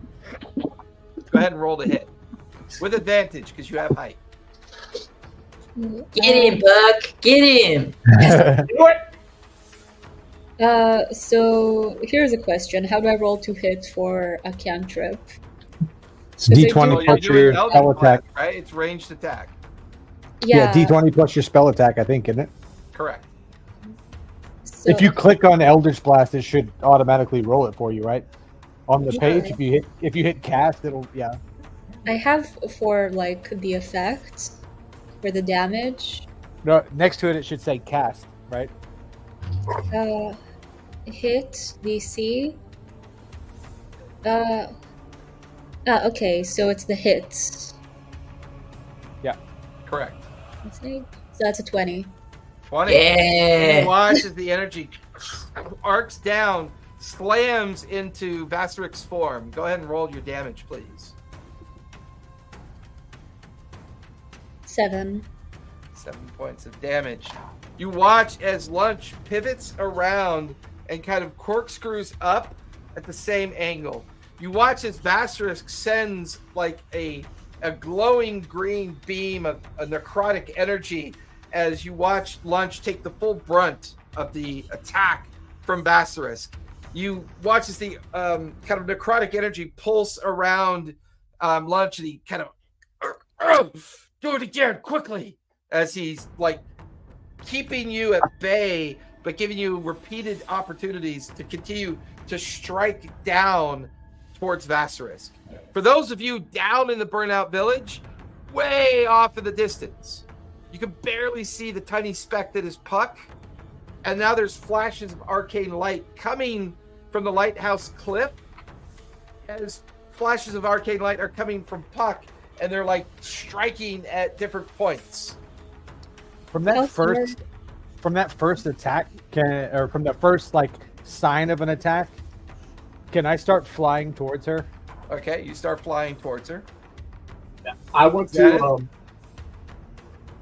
Yeah, if it's dark, well, I'll just start running. I'll just start running in that direction. Start running, yeah, towards the pathway spot.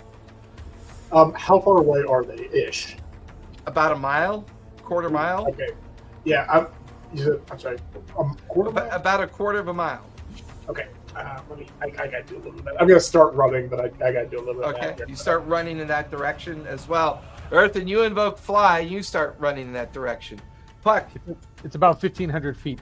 Spot. Yeah, I know. It was. I was seeing if I was debating whether or not it was a hasted thing that I would be able to Puck, do that. what are you doing next? Lunch is taking the brunt of Basilisk's attack to give you an opportunity to do whatever you want to do to attack Basilisk. How far am I from him? You're 120 feet away. Oh. You can goad Lunch to get closer if you want to. Can he get within... can he get within 90 feet? Absolutely. You watch as, shifting with a bit of pain, but he arcs away and starts kind of gliding down and banking once again to give you height advantage and visual advantage. As he banks in such a way, 90 feet away, you're kind of like, you know, that stereotypical airport, you know, the airplane coming in for a landing, like it's circling downward. That's what he's doing. He's oscillating above the lighthouse as Vassarisk has kind of like shoved everything out of his way, and he's getting ready to cast another spell up towards you. I'm going to summon a fire elemental in front of the entrance to the tower.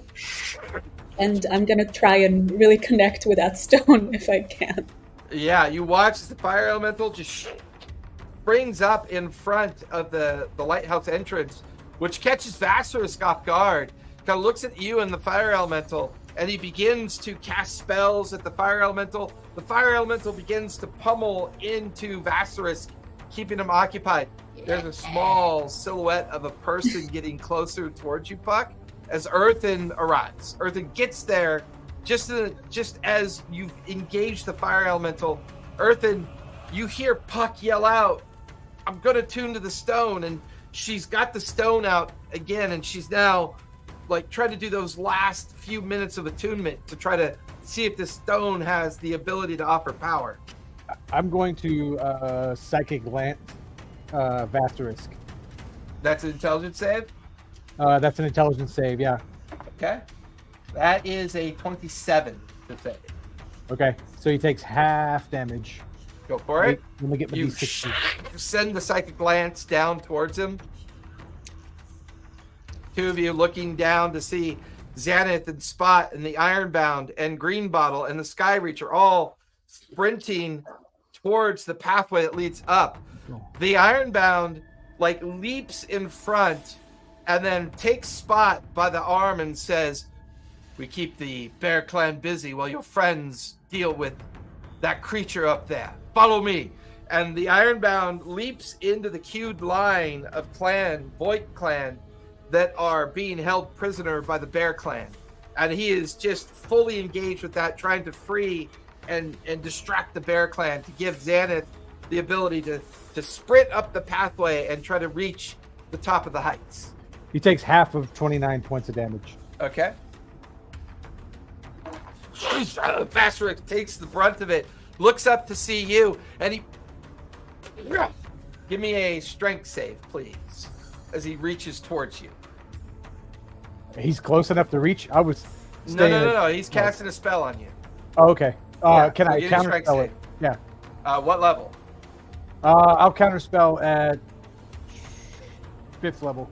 Nice. As this green hand opens up to grab you and pull you down towards him, you're like and the two spells collide and crack as you're able to counterspell the effect. I'm going to mass suggest. I'm going to cast mass suggestion on the bear clan that are closest to us. Okay. Just say, flee, mortals, flee for your lives. Wisdom save or intelligence save? It's a wisdom of 19. The 10 plus 4 is a 14. You watch as the nearby Voigt Bear Clan begin to flee in different directions. Spot, you're amongst the Bear Clan that are guarding the Elk Clan Voigt, who are kind of like bound in the line. Ironbound is engaged. Anything you want to do to try to free up the path for Xanath to make her way up and get closer to Vassarisk? Any of the bear clan that are in front of me, I'm just gonna start just smashing heads and together, just try to clear a path for Zan. I love it. Are you hasted? I am not yet. No. Okay, so roll all your attack actions for me. Okay. So what I get, I will do my 2 attacks, and I'll use 2. God, I apologize. It's been a rough 2 day. flurry of blows. Yes, thank you. Words are hard. Words, especially when Jason makes us, or storyteller makes us do these fast-paced encounters after fighting a primordial dragon, after destroying Shride's soul collection painting. It's just a normal Sunday. Yeah.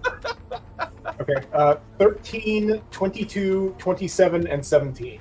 Okay, you slash into one Voik and into another. You untether some of the bound Voik, as you and Ironbound are essentially just this wave of attacks, just kind of cresting into the guards. Xanath, you have a path. You're able to take your way through, avoid everything, and you get to the top of the path. You're out of breath, but you're kind of standing there looking at Vassarisk. There's a fire elemental, there's Earthen, and then there's Puck up above as well, as this is just kind of suddenly unfolding. Vassarisk sees you at the top, and with his one good eye, he's looking over at you. I thought you fools were dead. And he pulls you towards him. Give me a strength save, if you would, please, Xanath. All right. That's 10. Yeah, you feel this grip around your body, these translucent green tendrils of energy grip onto you for 31 points of force damage. He then drags you towards him. Eartha, you have a chance here. He's distracted by Xanath's arrival at the top of the cliff. I'm going to cast Polymorph on Vassarisk. What level do you cast it? It's going to be 4th. 4th? He casts Counterspell at 5th level, causing your spell to dissipate. I was going to ask Puck for an opportunity, but she... Yeah. So. Can I see the chief? Is the chief or Skyreacher anyone available? Like anyone nearby? The Skyreacher is fighting with the Ironbound, but they're a good couple hundred feet down the pathway. You can also see Spot is a blur of claw, blood, as they're fighting. And a lot of the Elk Voik are being freed and now tussling with their guards as a kind of full-blown kind of are there any breaking of the Elk Voik near us that I would recognize? No, there are not. Not that you recognize. Okay. All right. Then I'm going to polymorph myself into try not to make it so crazy, because I was gonna try and say like a giant elk, like a the idea being like to the ground and die. But that would be more of a magical kind of thing. The goal is to be like, your thing's coming to save you, kind of stuff. So you're beginning to polymorph yourself into something. Xanath, you watch as Lunch with Puck on his back circles around the lighthouse, and this massive silver blast of breath crashes down into Vassarisk. He immediately struck by the breath weapon of lunch, loses concentration on you. The tendrils coming unbound around you. You drop to your feet. You have a chance here to do something, Xanath. I'm gonna. The thing with the longest range that I have is my ring of fireball. I'm gonna fireball him. And it's normal fireball level unless you use more charges, right? Is it a charged item? It's an item with 4 charges. It's a 3rd level evocation spell. Okay. But you could upcast it by Correct. If you your other use the charges. base charge to cast, and then the 3 additional charges, you can actually, it'll have a 7th level effect. Oh, okay. Even though I don't have a 7th level spell slot, right? Correct. This Okay. is just the item is, there is a slight percentage that the item can be consumed in the overcharge, but it's, you know, a 10% or less on a D100. Okay, so I'll do it at 7th level. That's a Okay. dex saving throw of 19 for him. Okay. That is a 4 plus 4, which is an 8. That'll fail. Nice. All right. But give me a D100 just so we can see if the ring survives its use. Okay. That's 16. Oh, that was close. A 10 or less, it would have been destroyed on your hand. But yeah, you feel it struggle, but then you watch as the intensity of the release of the bead of light, and then the emoliation effect as the fireball goes off. Go ahead and roll damage for a 7th level fireball spell. All right. Did it just roll? Let's see.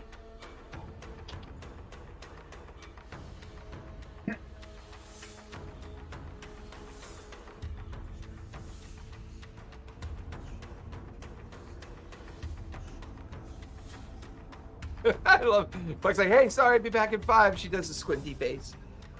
35 points of damage. Nice. Watch as Vassar just gets engulfed in a swirling cloud of flame and fire. Spot, you feel a familiar hand on your shoulder as the chieftain is one of the ones that the Ironbound lets go. There's even Green Bottle in the mix. She has kind of like polymorphed into a large eagle, and she's striking down into the Bear Clan as the melee along the cliff face is like fully engulfed with the surviving Bear Clan and Elk Clan, you know, fully at each other. Some are fleeing, like some of the Bear Clan are fleeing up into the upper sections of the cliff or down towards the beach line as they are kind of surprised by this happening. Puck, you're on the back of Lunch. Vassarisk has just been engulfed by a fireball effect coming from Xanath. You have an opportunity here. What do you want to do? Ooh. Has the attunement been helpful at all? Oh, that's right. You're turning to the stone.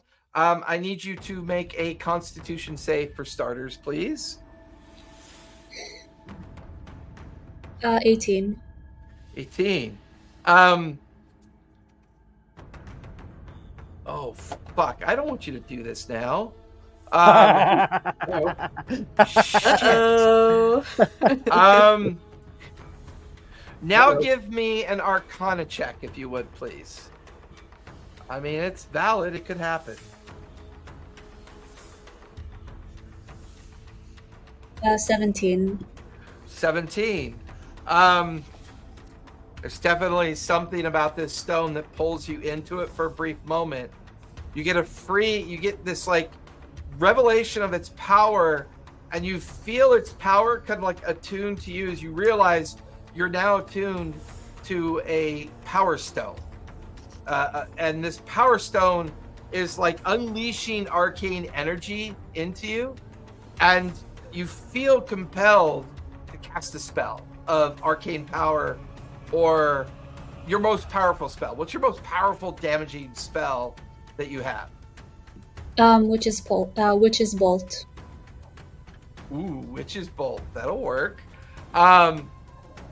Without even understanding why, you just unleash Witch's Bolt at a 9th level.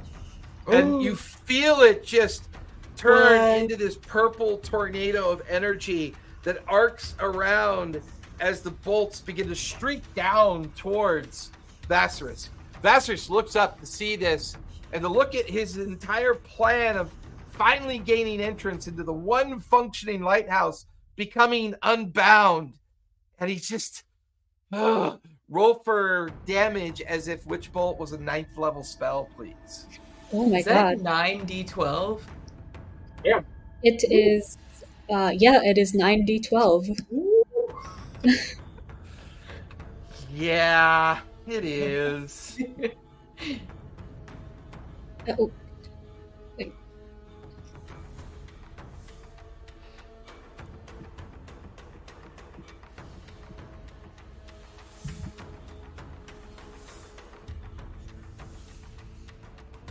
I'm thinking Storm Giant for my polymorph as well. Okay. But it I would have if you'll allow the styling of like the elk horns, just as like the rally for the elk clan. Yeah, I love it. Yeah, that's awesome. It's gonna Give be me persuasion or intimidation for the flavor of it. Sure.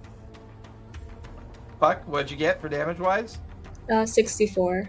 Nice. That's, Very nice. As you watch the energy of the witch bolt just shocking down into Vassarus, he's like getting blasted around, and you realize this is not a simulacrum. This is Vassarus. He is reacting to the magic very differently. And this felt like a desperate move for him. Like aiding the Bear Clan, everything that you're seeing as a group, you begin to realize at least 2 or 3 days have passed since your absence. And you're watching as Vassarus is getting desperate and just kind of recognizing the stone in Puck's hand and her physical transformation. He just gets this look of fear on his face, and he said, "No!" And he points up towards Puck and he yells, "Die!" As this green beam of light goes arcing up towards Puck. Puck, give me a con save, if you would, please. Oof. Before she does that, it's that beam within 30 feet of me. It is not. Damn. You're still on the main pathway with the others, kind of just taking out Bear Clan after Bear Clan as you're freeing more of the Elk Void warriors. I am within some range of her now, right? Well, you're a storm giant. Yeah. Also, was I able to take my attack of opportunity, like my bonus action, the fire elemental? Your fire elemental's already engaged with Vassarus, so that's ongoing. But yeah, what'd you roll for your con save? Damn it. It's gonna be an 8. An 8. Are you under 100 points of hit points? Nope, I am at 122. As he tries to You use got so our lucky. word kill on you, you take 41 points of necrotic damage from the effect, and you do not instantly die. Ooh, Dave. Seeing you though, he looks over at Xanath, the fire elemental, seeing the Bear Clan begin to flee. Earthen, you kind I'm of trying to take the land. form of their maiden, Okay. like the maiden of battle, Okay. but Storm Giant styled. And Go ahead. I was gonna drop my lightning, but like cast this lightning bolt at him. Okay, go for it. Okay. And are you that's, standing on the plateau now that you're a storm giant? I'm like hovering because storm giants can fly or Okay. can levitate. Okay. So I would like be. a 10 I'm foot- 10 feet of levitation. I'm like, yeah, I'm levitating like right in front of him, and I'm casting this lightning bolt down at him. It's called Lightning Strike is the name of it. Hurls a magical lightning bolt at a point it can see within 500 feet. Each creature within 10 feet of that point must make a DC 17 dexterity saving throw. That is a natural 17 plus 4, 21. Okay. So half as much damage of 12d8. So let me get my d8. Okay. That's a lot of d8. A lot of D8s. I probably should have got those ready before I cast the spell, but you know, That's fine. the heat of the moment. 2, 3, 4. Puck There's is 6 up here. I'll roll on- 6 twice. Yeah. Okay. Puck is up on the back of Lunch.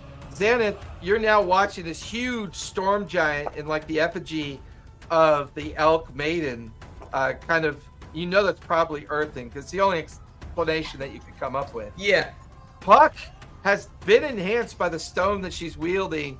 She just took a pretty severe blow from Vassarus.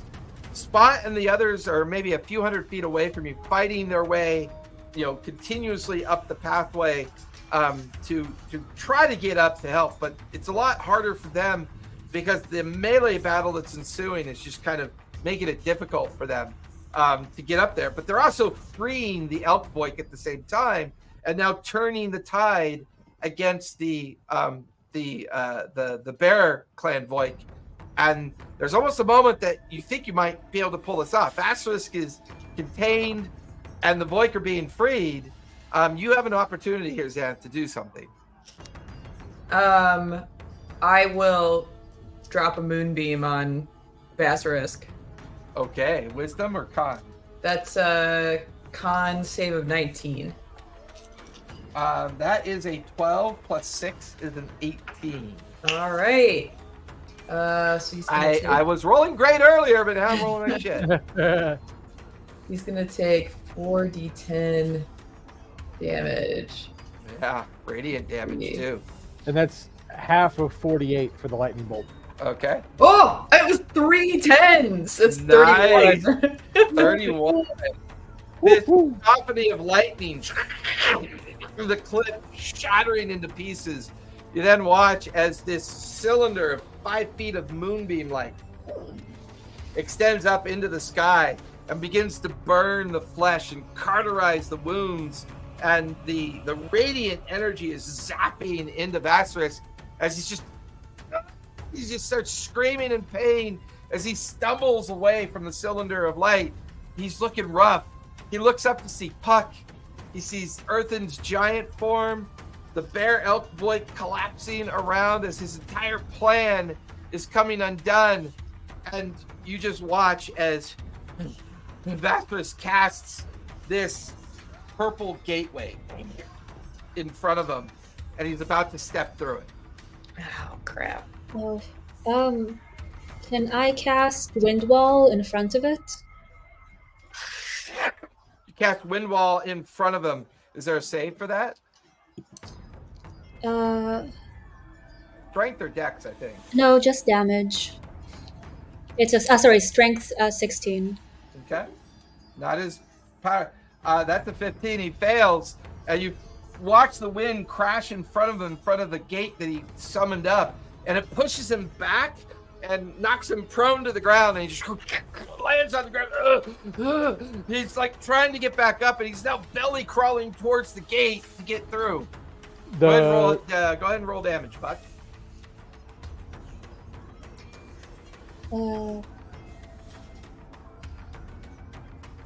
8. 8. Okay. He's looking really rough. You see the skin peeling off of him from the wind wall, but he's crawling towards the gateway trying to get away. Anybody? Person, what are you doing? Yeah, I was waiting. I didn't want to like jump in. The storm giant goddess is gonna come down with her great sword and just like try and like pin him to the ground while like shouting in this like ungodly voice, "For the elk!" and just come down with the great sword. Advantage as you do it because he is prone. Yep. That's a plus. I gotta see what the plus is for my attack. That's a 24 to hit. Nice. That'll definitely hit. Roll for damage. Okay, and that's and I get 2 attacks with that, but should I take both or? I roll damage on that first attack. He's super rough. Okay, so it's 66 plus 9. 6d6 plus 9. So that's 10. That's 19. 28. The first swing. Okay. And then if it's the multi-attack, I'll go on. I roll again. You watch as the massive storm giant plunges the blade down into the figure of Asterisk. It cleaves right through him, pins him to the ground as his chest explodes outward, and Vasterisk just dies pinned by the sword. Let me restart my camera really quick. Give me a minute. Put my camera in shock. Oh, I was gonna see if the Ironbound could throw me up there to help y'all out.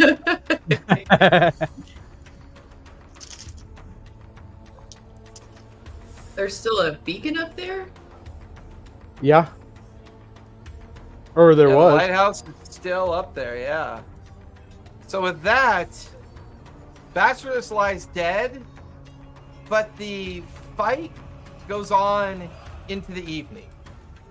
The back and forth sway of this pitched battle will last for an hour. During this hour, how do each of you choose to try to help this battle to encourage its outcome in your favor?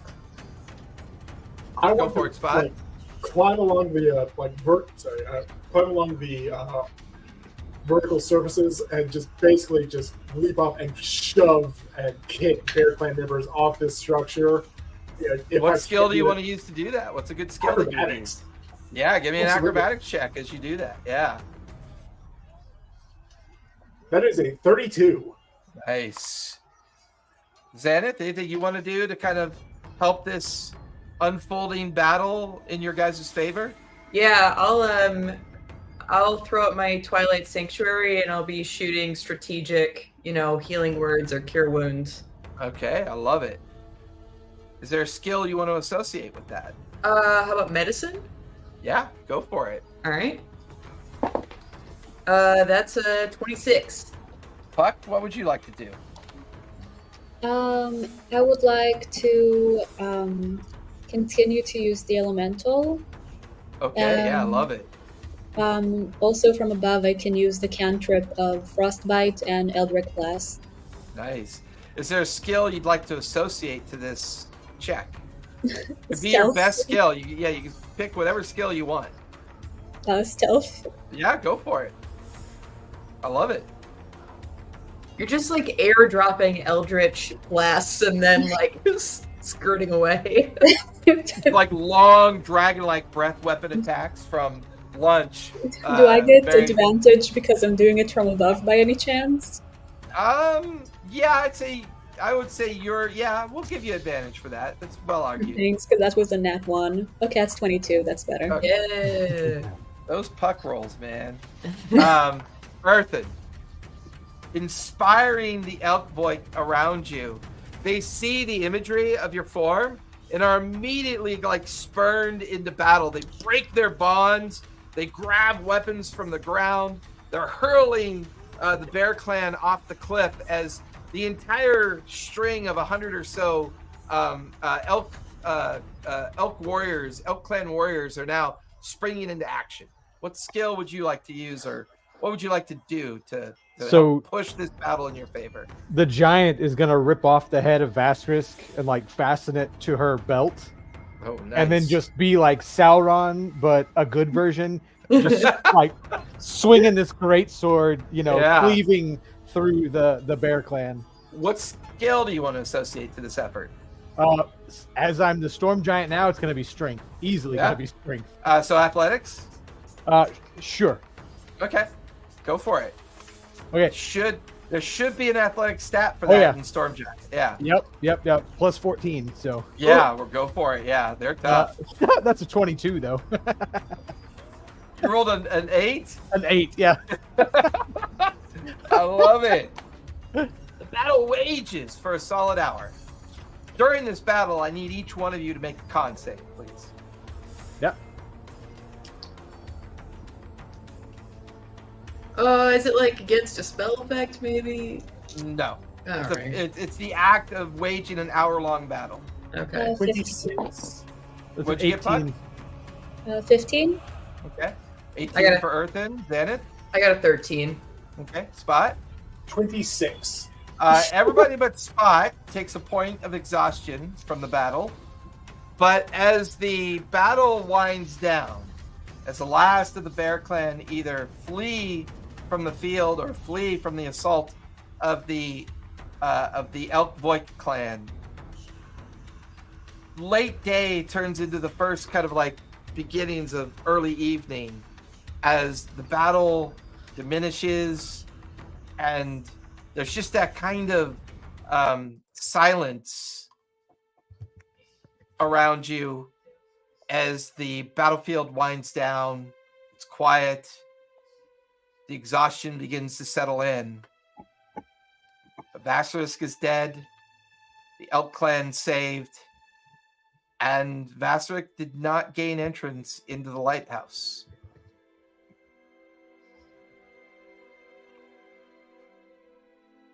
What do you guys do?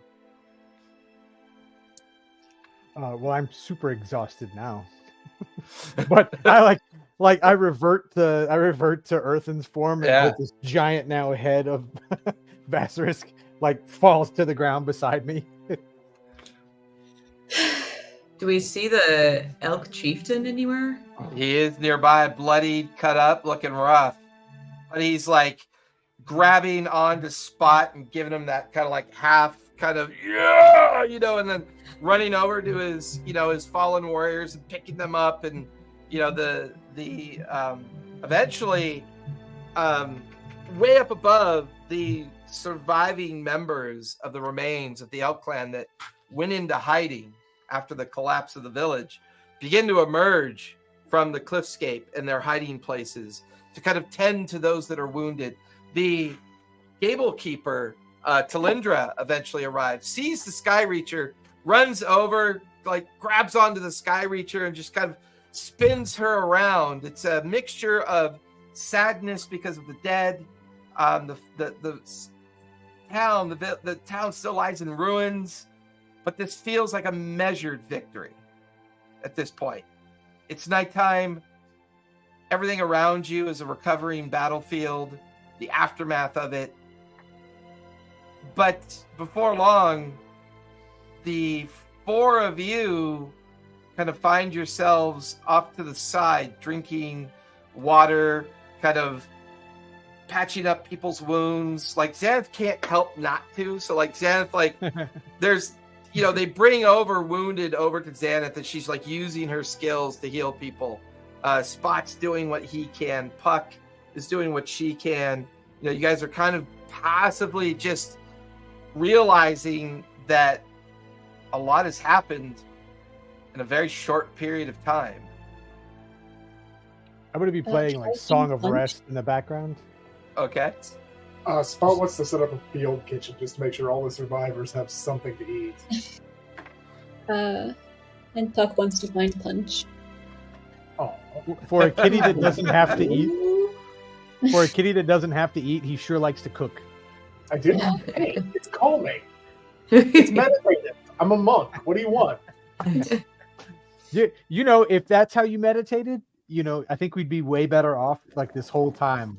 Because when you actually sit to meditate, something crazy always happens. Look, it's not my fault my gods are interesting. Wait. Before long, as Puck, as you bind the wound of one of the warriors, you see a familiar tiger kind of loping towards you in a sprint, and he is just covered in viscera. Blood, guts, bone, everything that was somebody else's is just covering his form. And he just leaps right on top of you, pins you to the ground, and just starts doing those big kind of tiger licks up and down your face, your cheek, and across your nose. And there's nothing worse than when it kind of gets into your ears, like his tongue kind of like goes into your ear. And then of course you're like really happy to see him, and his tongue kind of like, you're just like, it's all good. I hug him. I don't care that it's covered in viscera. You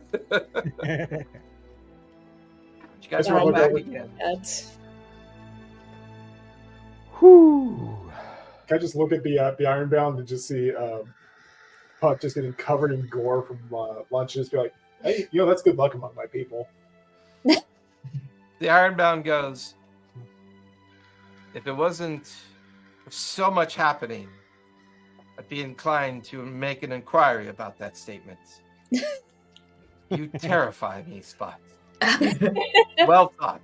It just kind of gives you that hard slap on the shoulder as he just kind of goes over to the line of your like little kind of soup kitchen that you've ad hoc put together to kind of feed the people that were in hiding. It's that kind of like, for the next few hours, it's just a return of people that were in hiding, people that were injured.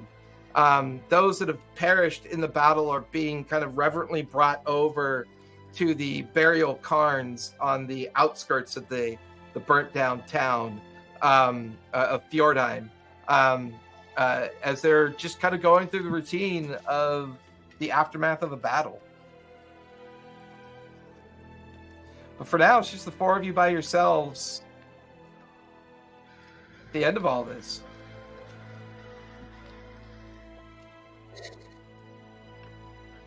Earthen is like, he's playing, but he's just kind of like is in zombie mode. Just the battle and everything took a big toll, and so he's playing something, but he doesn't even know what he's playing. That's fair. Puck respectfully thanks the stone.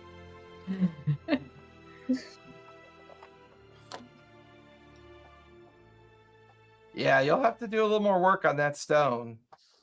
It's attuned to you now, so it's going to be a challenge, but you made the choice, so I'm going to let you live with it. Not again. But it was a unique experience for you. You still haven't shared that with anyone. They definitely saw you cast a very powerful spell that they haven't seen at such a severe power before, but there's, they're not aware of they're not any more aware of it than you are, right? For whatever reason, that stone bolstered your magic.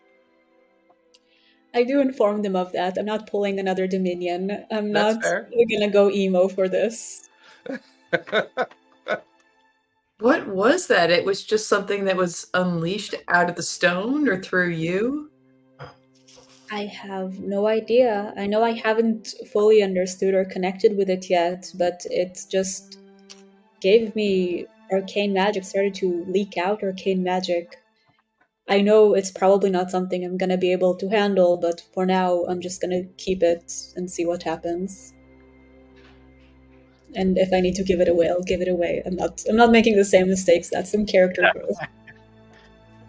I think you're right to hold on to it, though. I mean, we know Mason's looking for it, right?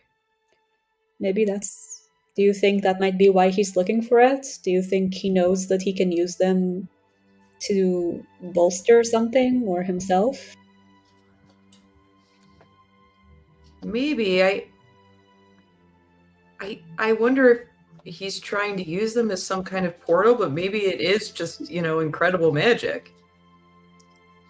I have no idea, but I'll keep you guys very well informed. That beacon is still up there at the top of the lighthouse. We know Mason wants it. I would think he would come this way, right? Did you see the figure of the Voik disappear into the light when he was forced in? Mm-mm. Oh, maybe we didn't. No, We were like way far away. Point. Yeah. Yeah. So I tell them what I saw. Yeah. So Puck goes on to tell you that when she interrupted Phasphorus, he was casting spells and pushing the Voik prisoners into the lighthouse. There would be a flare of energy, and then the silhouette of a ghostly form of one of the Voik would drift off into the ether. Would I be able to suss out like some kind of identity of a spell or some guess of a spell by her description with a roll? Well, from your... Yeah, you give me an arcane or an insight check. Yeah, arcana or insight for that. Ooh. And the one thing you guys do have a memory of is that the effect on the captain and her betrothed, the cursed effect that they claim to have suffered when they entered the lighthouse. It was almost as if Vassarisk was trying to breach that protective barrier of the lighthouse by sacrificing these entities, these Voik, into the lighthouse. That was a 26. 26. He For Arcana, was, he was casting a kind of cantrip that enforced like a charm effect. He was like making them docile and then throwing them into the lighthouse as if they were willingly being thrown into the lighthouse or entering the lighthouse. Maybe one of the Voiks overheard his plans. Oh, speaking of, before we forget, kind of look through Vassarisk's corpse, just see if he has anything interesting on him. Give me an investigation check as the others are kind of discussing what's been happening, and you kind of wander over to where Vassarisk's corpse has just been kind of set down for your investigation and to determine what you want to do with it. You always gotta have me do investigation on corpses, not sleight of hand. I get it. It's fine. It's fine. You gotta look at it fine, first. not what you take. Yeah, you gotta look at it first, right? Alright. No real challenge at stealing from a corpse. Let's try physical dice and see if those goblins like me more. That is a 17. See, dice are fun. Do you have any bonuses for investigation? No, none. Zero.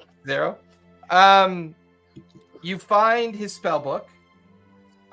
This is different than the first one. This is a much more powerful spell book. It contains spells up to level 9 inside of it. You also find in a satchel that he had on him, strapped to his back, you find a familiar device that you remember seeing in the castle. He's got a keystone on him as well. Only it's been carved as if he intended to put a very similar looking size stone to what Puck has into the keystone. Almost as if he was brought this to contain the stone inside once he was successful with gaining entrance into the lighthouse. He has no physical wealth on him. He does have a ring of protection +3. He's got a ring of spellcast bonus modifier of +5. He's got a ring of invisibility, and he's also carrying. He also has a belt of the Wanderer on his personage, which allows him to step in and out of the ethereal plane at will. And then he has a discharged wand. He used his last charge of his wand to open up a gateway, as it is a wand of summon gate. I know It's currently fully discharged. It can be recharged, but it would require a powerful person of arcane magic to recharge it. All right, I know I missed one. I got the spellbook, the keystone, the ring of protection +3, the ring of spellcast modifier +5, the belt of the Wanderer, the discharge wand, and what was the last thing? Because I know Ring of invisibility. Yeah. Thank you. So just real quick, do you think that maybe the one keystone we saw contained the one beacon that they already stole, and that they need them to somehow do something to the castle? The keystone back at the castle felt more like a preservation effect to keep that part of the castle intact. Like maybe he was there studying something. It's possible he was trying to learn how the painting worked, but because he didn't have the fate coin that was gifted to Spot by the Fey Witch, it couldn't be activated. Whether or not that's the only way to activate it, you may never know because the painting's been destroyed. Destroyed now. But clearly, Mason was trying to gain access to that painting. The fact that Vassarisk has another keystone, he was fully anticipating on gaining entrance into the lighthouse, as if whatever active stone is in there, he would then adhere to the keystone. The inactive one, they maybe use as a way to test or design the keystone, because the inactive stone, for all intents and purposes, once it was used, by the undead turtle entity, it absorbed the last bit of energy of that active beacon, and it no longer became a viable beacon once he passed on, or once you guys released him from his unending kind of death that he couldn't ever fall away from.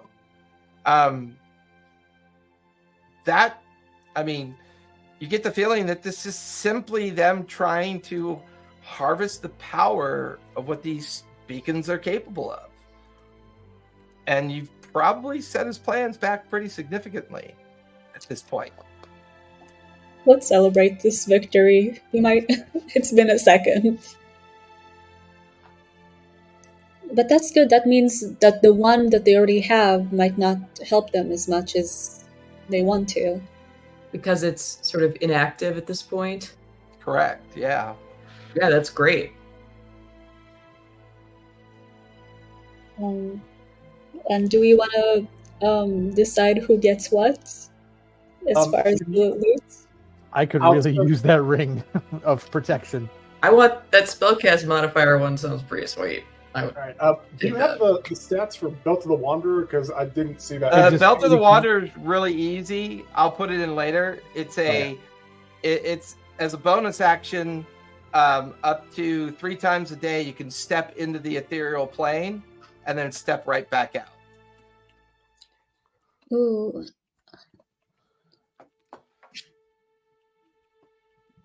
I would also use that wand if we can get it recharged. I was going to show it to Tilly if anybody's got any better ideas. I'm really sorry. I'm not really good with Arcana that way.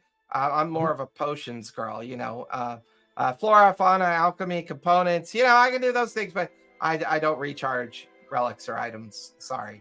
It was worth a shot. That's fine. That's fine. Listen, I'm gonna go vomit for a while and then recover, and then get a real long sleep. It's been a day. This has been a day. While she goes away to vomit, can I detect thoughts her? Ooh. You want to do detect thoughts, surface thoughts, or deeper thoughts? Deep thoughts. I want to know if she is actually with us, or if she's gonna go to the side and commune with some dark entity. I won't even make a save for it. You get the feeling that she's not with you, and she's not really against you. She's just in shock. This is not what she planned. This is not how she expected this whole thing to go. And from her perspective, she's just in shock from the event. Okay, that's good, I guess. That's good. Well, she's not gonna betray us, it appears, so that's good.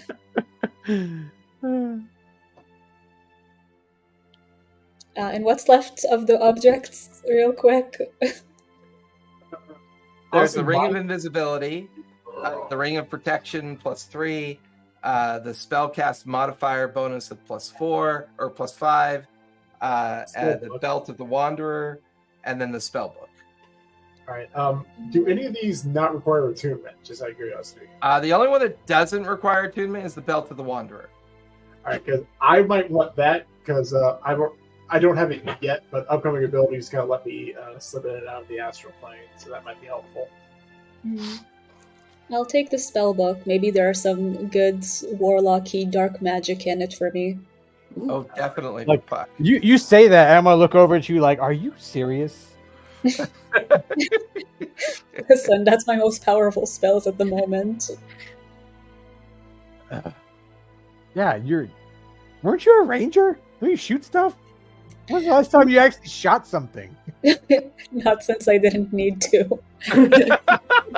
Not since you realized she's a horrible shot. I have advantage on my shots, okay? I know you do. It is simply that manual labor is a lot more difficult than blasting things with my mind. Oh, so you're just lazy. Yeah. Or she's adaptive. I think it's a little different. So, this sometimes happens and it sometimes doesn't happen. So this battle event was also a milestone because the defeat of Vasserus was a milestone as well.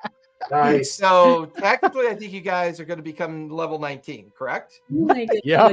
Okay. That's another milestone. We also, as part of this milestone, because it's Vasarisk's defeat, which marks a key pivot point in the battle against Mason, we're also going to have a time dilation. The immediate threat is expunged. Vasarisk is no longer a direct threat, and Mason has not intervened at this point, almost as if he's unsure as to what to do, which affords you guys as a group to kind of have some time and opportunity. And basically, you get 2 months of time dilation to basically do and work and interact with things at will. How you want to consume that 2 months, I'm going to leave up to you guys to make that choice. It could be simply the act of studying what you've collected so far, helping the Voik rebuild their community, establishing more trust with the other clans to kind of prove that Mason and Vasarisk was only leading them towards the eventual defeat. And, you know, the idea of preparing yourselves for this upcoming final confrontation with Mason, kind of preparing yourself to better understand what he's actually trying to do and work or research or kind of work on anything that you want to get done. However, for fun tonight, let's go ahead and level up to 19, roll your appropriate hit dice, and let's discuss what it means to be level 19 and what are your guys' thoughts about taking on what you want to do next. I think it's kind of a fun idea. I got some plans there. I have an idea that with my belt and some other things that might be kind of fun for what we did tonight, because that lets me enter the ethereal plane, right? Yeah, and we hadn't done like a theater of the mind quick battle for a while. I felt with your guys' return, because I wasn't sure if you were going to come right back to the village or end up somewhere else. So once you immediately made the choice to come back to the village, it kicked off that encounter with Vasarisk. So rather than it be kind of like a long-out traditional battle, because he was in the midst of doing what he was doing, it felt more like this should be that quick turn of events of you guys reacting, acting to what was going on. By the way, it's very similar to how Daggerheart is done in combat. Mm-hmm. Oh. Yeah. I liked it. It was fun to have it be sort of like a narrative flow. Mm. It helped because it still gives you time to think about what you want to do and still gives your outcomes a lot of value to what you were attempting to do as well. That's why I waited with my hand up. I was like, wait, if somebody's going to do something else, I'm just going to wait. I was here to wait. I don't want to, I don't want to steal the glory of somebody else. So if I was waiting to get within 200 feet, and I was either going to bamf up there or have the Iron God try to throw me up there. But it's like, no. I'll sit down here and just like keep freeing people, keep beating up the Bear Clan. Oh my God, you guys are level 19. 19. What the actual fuck? That's crazy. Well, it's funny. I created this campaign in D&D Beyond, like the physical entry of the campaign. Yep. March 8th of 2022. Ooh. Yeah. That's when I created it. I think we've started a few weeks after that, if I recall. So it's been over 2 years at this point. Mm-hmm. Yep. I mean, we started like my birthday's in a little more than a week. It's not Saturday, but the next Saturday. And we started like right around my birthday. Yeah, I remember that. It was my birthday gift to myself was this. Yeah. Gift that just keeps on giving. So Errand, what are you thinking of doing with your level? You're full bard, right? Oh, I'm full bard. Yeah. So you're going to be a full level 19 bard. I'm the bardiest bard that ever barded. Is there anything interesting at level 19 for a bard, or is it still that final level 20 attainment? Well, ability score improvement, and then I picked up magical secrets at 18. So I got 2 more, like I can pick and choose spells now. Oh, okay. So like I picked 2 more spells to add to from any school to add to their repertoire, kind of thing. Gotcha. So- Makes sense. Yeah, and that was where I picked up telepathic bond. So, like, moving forward in fights, I'm thinking before we go into a fight, that telepathic bond between the 4 of us, that way we don't give out our I tactics. thought for sure Puck was below 100 hit points when Basilisk made Mhm. that latch-dist effort to use power word kill, which kills you outright. Yes. There's only reincarnation that brings you back from that. Yep. I was ready even to worse, dive in front of He that. did honestly. have Disintegrate ready to go, but he used his last spell slot for Gate, and therefore he was trying to escape. Disintegrate, there's no recovery. You don't come back, period. Oh, Die, you dead. I Glad I to. was gonna read that book of the Tome of Strength, though. Over over this the dilation course of your period. dilation, okay, Yeah, so that gives 2 ability points to that. to strength, yeah. Yeah. Okay. Can I Okay. read the Tome of Wisdom? Of knowledge, yeah, it's up to the rest of the group if you want to. I need Okay. it. Oh, is it Okay. only one person? Okay. Yeah, only one person can consume the effect. You're fine. Besides, you're more adorable, not smart, Spot. Was it intelligence or wisdom? I'm genuinely It's curious. intelligence. it's intelligent. Intelligence. Yeah, don't no that shit. Actually, I'm just more for intelligence. So if somebody needs it more, they can have it. No. I've got the sword, so I'm good on intelligence. I have +1 to intelligence. I have a 13 intelligence, but I think intelligence is something like you use more, right? For like your skills. I don't really use it for anything, so it's just that I fail all my intelligence saving throws. Yeah, I mean, So you're it might be pretty more scared. useful to you to have a really good intelligence score. If it's okay. I mean, if you like, okay, Yeah, no, go for it. I will be a mildly intelligent gnome then. I'll see how that new life suits me. Well, you'll be +5, right? I'll be +6. +6? Yeah, You'll be an extremely intelligent gnome. I'm gonna get Wait, some. you would get a Wait. +6 on your intelligence Was it by adding 2 ability points? Yeah, because I have +4 right now. No. What's your ability score Oh, for intelligence? What's it currently at? not in my saving throw. It's like No, my Your strength. ability score, like what's My- the number? Your intelligence number. My strength is a Four. 4. A 4. Well, hold on, +4 Ertan, hold on. / 18. Okay, so your intelligence is currently an 18. So if Yeah. you read the tome, right, you go Yeah. from an 18 to a 20. So it gives you +2. Oh my god, wait, Yeah. that would be So great. make a change because you'll do that during your time dilation with your 2 month of downtime because it takes a month to memorize and execute the tome. So we change your 18 to a 20 and see what that changes your score to. Oh my god, that's very exciting. Okay, yes, I will do that. Thank you guys. Okay. Also, if you have any arcane magic, I think it helps you out with your spell attack modifier if you're arcane based versus nature versus divine. Yep. Ooh.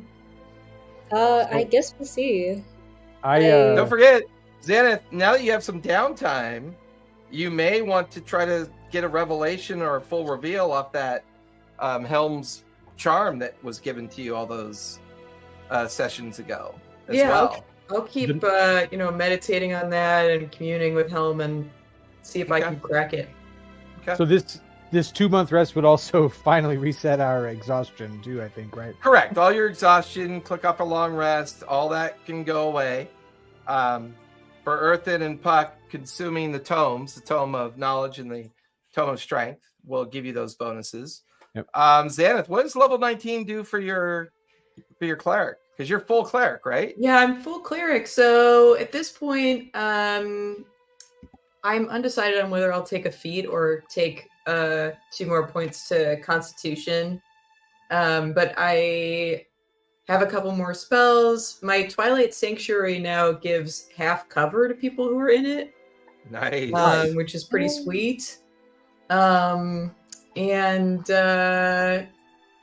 Yeah, It's just more cleric-y goodness. Um, More cleric-y Oh, yeah. goodness. I don't know how I feel about that. Oh, I also get peerless skill now. So when I make an ability check, I can use an inspiration for myself. Nice. Oh yeah, you can inspire yourself now. Yeah. Yeah. And how many bardic inspirations do you get now at level 19? 2, 7 4, or 8? 5. 5. 5? So, yeah, but they're Yeah. all D12s. Yeah. Yeah, they're all D12s. Yeah. Yep. Yeah. Spot, what is your monk looking like? Because you're pure monk or monk and rogue, No, I right? have one level of rogue. Okay. So you're level 18 monk and level 1 rogue. Yeah. What does your level 18 monk look like now? What are some things you gain? I just got the empty body, so at 18th level, I can spend 4 key points to become invisible for 1 minute, which is Nice. partially why I want to know that. Or I can spend 8 to cast the astral projection spell. Ooh, that's huge.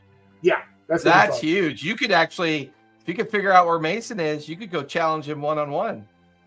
I actually, I didn't want to. Yeah, I didn't want to give you ideas with some other stuff, but yeah. So, yeah. But I actually asked you a question in the chat a while back. I don't think I ever got In DM or I don't remember. I can't remember because I have so many different things going on. But we find out. yeah, I don't see anything. Are you talking about tonight's session or previous? No, session? no, this is a while. This is a while. Oh, okay. If you right-click Oh. my DM and hit message me, it should show you what you said Yeah, previously. This is a while back. I just asked, like, Gotcha. officially in my in the empty body, it says I cannot bring other people with me. I did ask, like, That's right. Extra key points. At the cost of extra key points, can I do that? I think that's a great thing for you to study during your downtime. And then we can write a key feature for it that will say during your downtime you learn how to do that. And when we come back next week, we'll work on that. Yeah, I like that. And you're right, I do remember that being a conversation because it was kind of an interesting twist on that effect, that ability. Look at that smile on Puck's face. Oh. I'm sorry, I'm just looking at possible feats. Forgive me. Are you looking at the goth girl feats or just the ones that don't take you down the dark hallway? I am debating very heavily which way to go with that. Plus, you have Vassar's spellbook.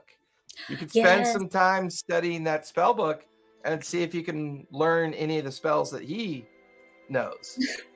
Very excited to go full Voldemort at some point. Yes, Full just a really short one. Yeah, I was gonna say 2.5 foot tall Voldemort. Yeah, it's perfect. That fits right in alignment with. Did you guys roll hit points yet? Yes. So, Spot, what's your total hit point pool now? 257. Oh, Ooh. Jesus Oh my Christ! god. Tough as Earthen, Earthen, what are you up to at hit points now? You still squishy? Oh, I'm very squishy still. 71. Oh wow! Yeah. Brutal. That's that -1 to Constitution. Yeah. Yeah. Xanath, how you looking on hit points? Well, if I take the con bonus, I'll have 171 hit points. Wow, that's actually pretty good for a cleric. Yeah, I rolled a 7 and an 8 on these 2 level ups, which is pretty sweet. There's still 2 more milestones depending on how you guys make choices from this point on. That's why I like to use time dilation because it gives you a chance to catch your breath, kind of experience the full reward of getting to a point where you've had success by killing Vasterisk and kind of shifting the momentum away from Mason and more towards you. You guys have now kind of become the hunter looking for Mason, and Mason's been knocked back on his feet because he keeps failing to find what he needs. And with the destruction of the Soul Catcher painting, you've definitely knocked him back on his feet. So I have a separate arc for him when this happens, and now that's the final arc that's going to kick in now that it happened. But yeah, level 20 looks very probable at this point. Very Yay. probable, depending on the next choices you guys make next week for the duration of the campaign. Yeah. Go ahead. I did have one question just because it was a thing that it's popped up once or twice, but Yeah. I don't know, maybe 2 months ago, I did get the recipe for the pastries of intelligence. Guys, could be part of the thing where, like, if perfected, it increases intelligence. That was the thing there. No, because food's never been designed for that. Like reading a magical tome for 30 days is why you get that benefit. Food's a very passive benefit. It's more about temporary effects. You're right. That was more. I thought I had that written down wrong. It was also like, oh, throw that at Puck because intelligence doesn't do anything for me. Yeah, it's like advantage or temporary hit points or kind of like what's that spell you use sometimes, Zenith, to enhance ability. So like you can make food products or like with your cooking proficiency that grants like temporary benefits. Otherwise, food becomes not a good kind of like medium for permanent benefits. It doesn't really have the ability to contain enough magical influence to make that happen well. All right. I did want to ask one thing of the group just before we sign off for the night. Just kind of once we've got back from our 2 months and everything, it's a good thing. Just kind of ask them a question like together. Just, do you want me to really, really piss face off? Because I can do that right now. What do you have in mind? I can go back to the castle that we escaped from a few months ago, and I'm thinking I can destroy that keystone. I can ruin that for him now. And if you did that, it would cause the preservation of the castle to immediately cease, and the castle itself would deteriorate into just rubble and ruin. That much you know about keystones.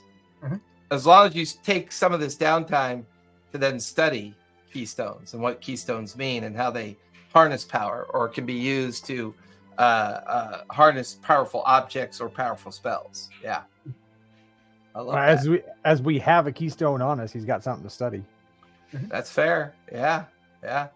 So with that in mind, over this week, think about, a handful of things you want to do during the downtime. Some of that's already been decided. I feel like Spot's going to study the keystones and study their strengths and weaknesses. Puck and Earthen consume the tomes, but that still frees up a month of activity that you can use for other things.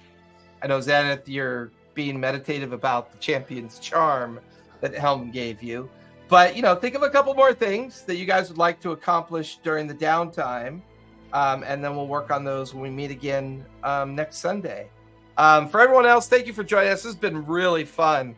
I love, as much as it makes me sad when campaigns get closer and closer to their potential endings, it's so much fun to watch both players and characters kind of mature with each other. Thinking about how, let's be transparent here.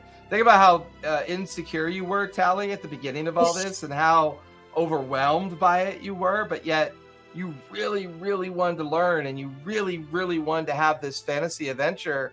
That's amazing. I mean, it's been amazing to watch you learn to love this game as much as this game as I've loved this game since I was 9 years old. And I seriously hope you're getting what you want from this, that fun factor that we've always made the center of the focus of this game. And Zenith, I mean, you're now fiance, right? Boyfriend to fiance to, who knows, in campaign 2, husband, then wherever it goes, right? But he's got to be proud of you. I mean, he's probably jealous too. Oh yeah. And I met him, I remember I talked about this campaign on our first date because I met him right after I started. This campaign's as old as your relationship with your fiance. Yeah.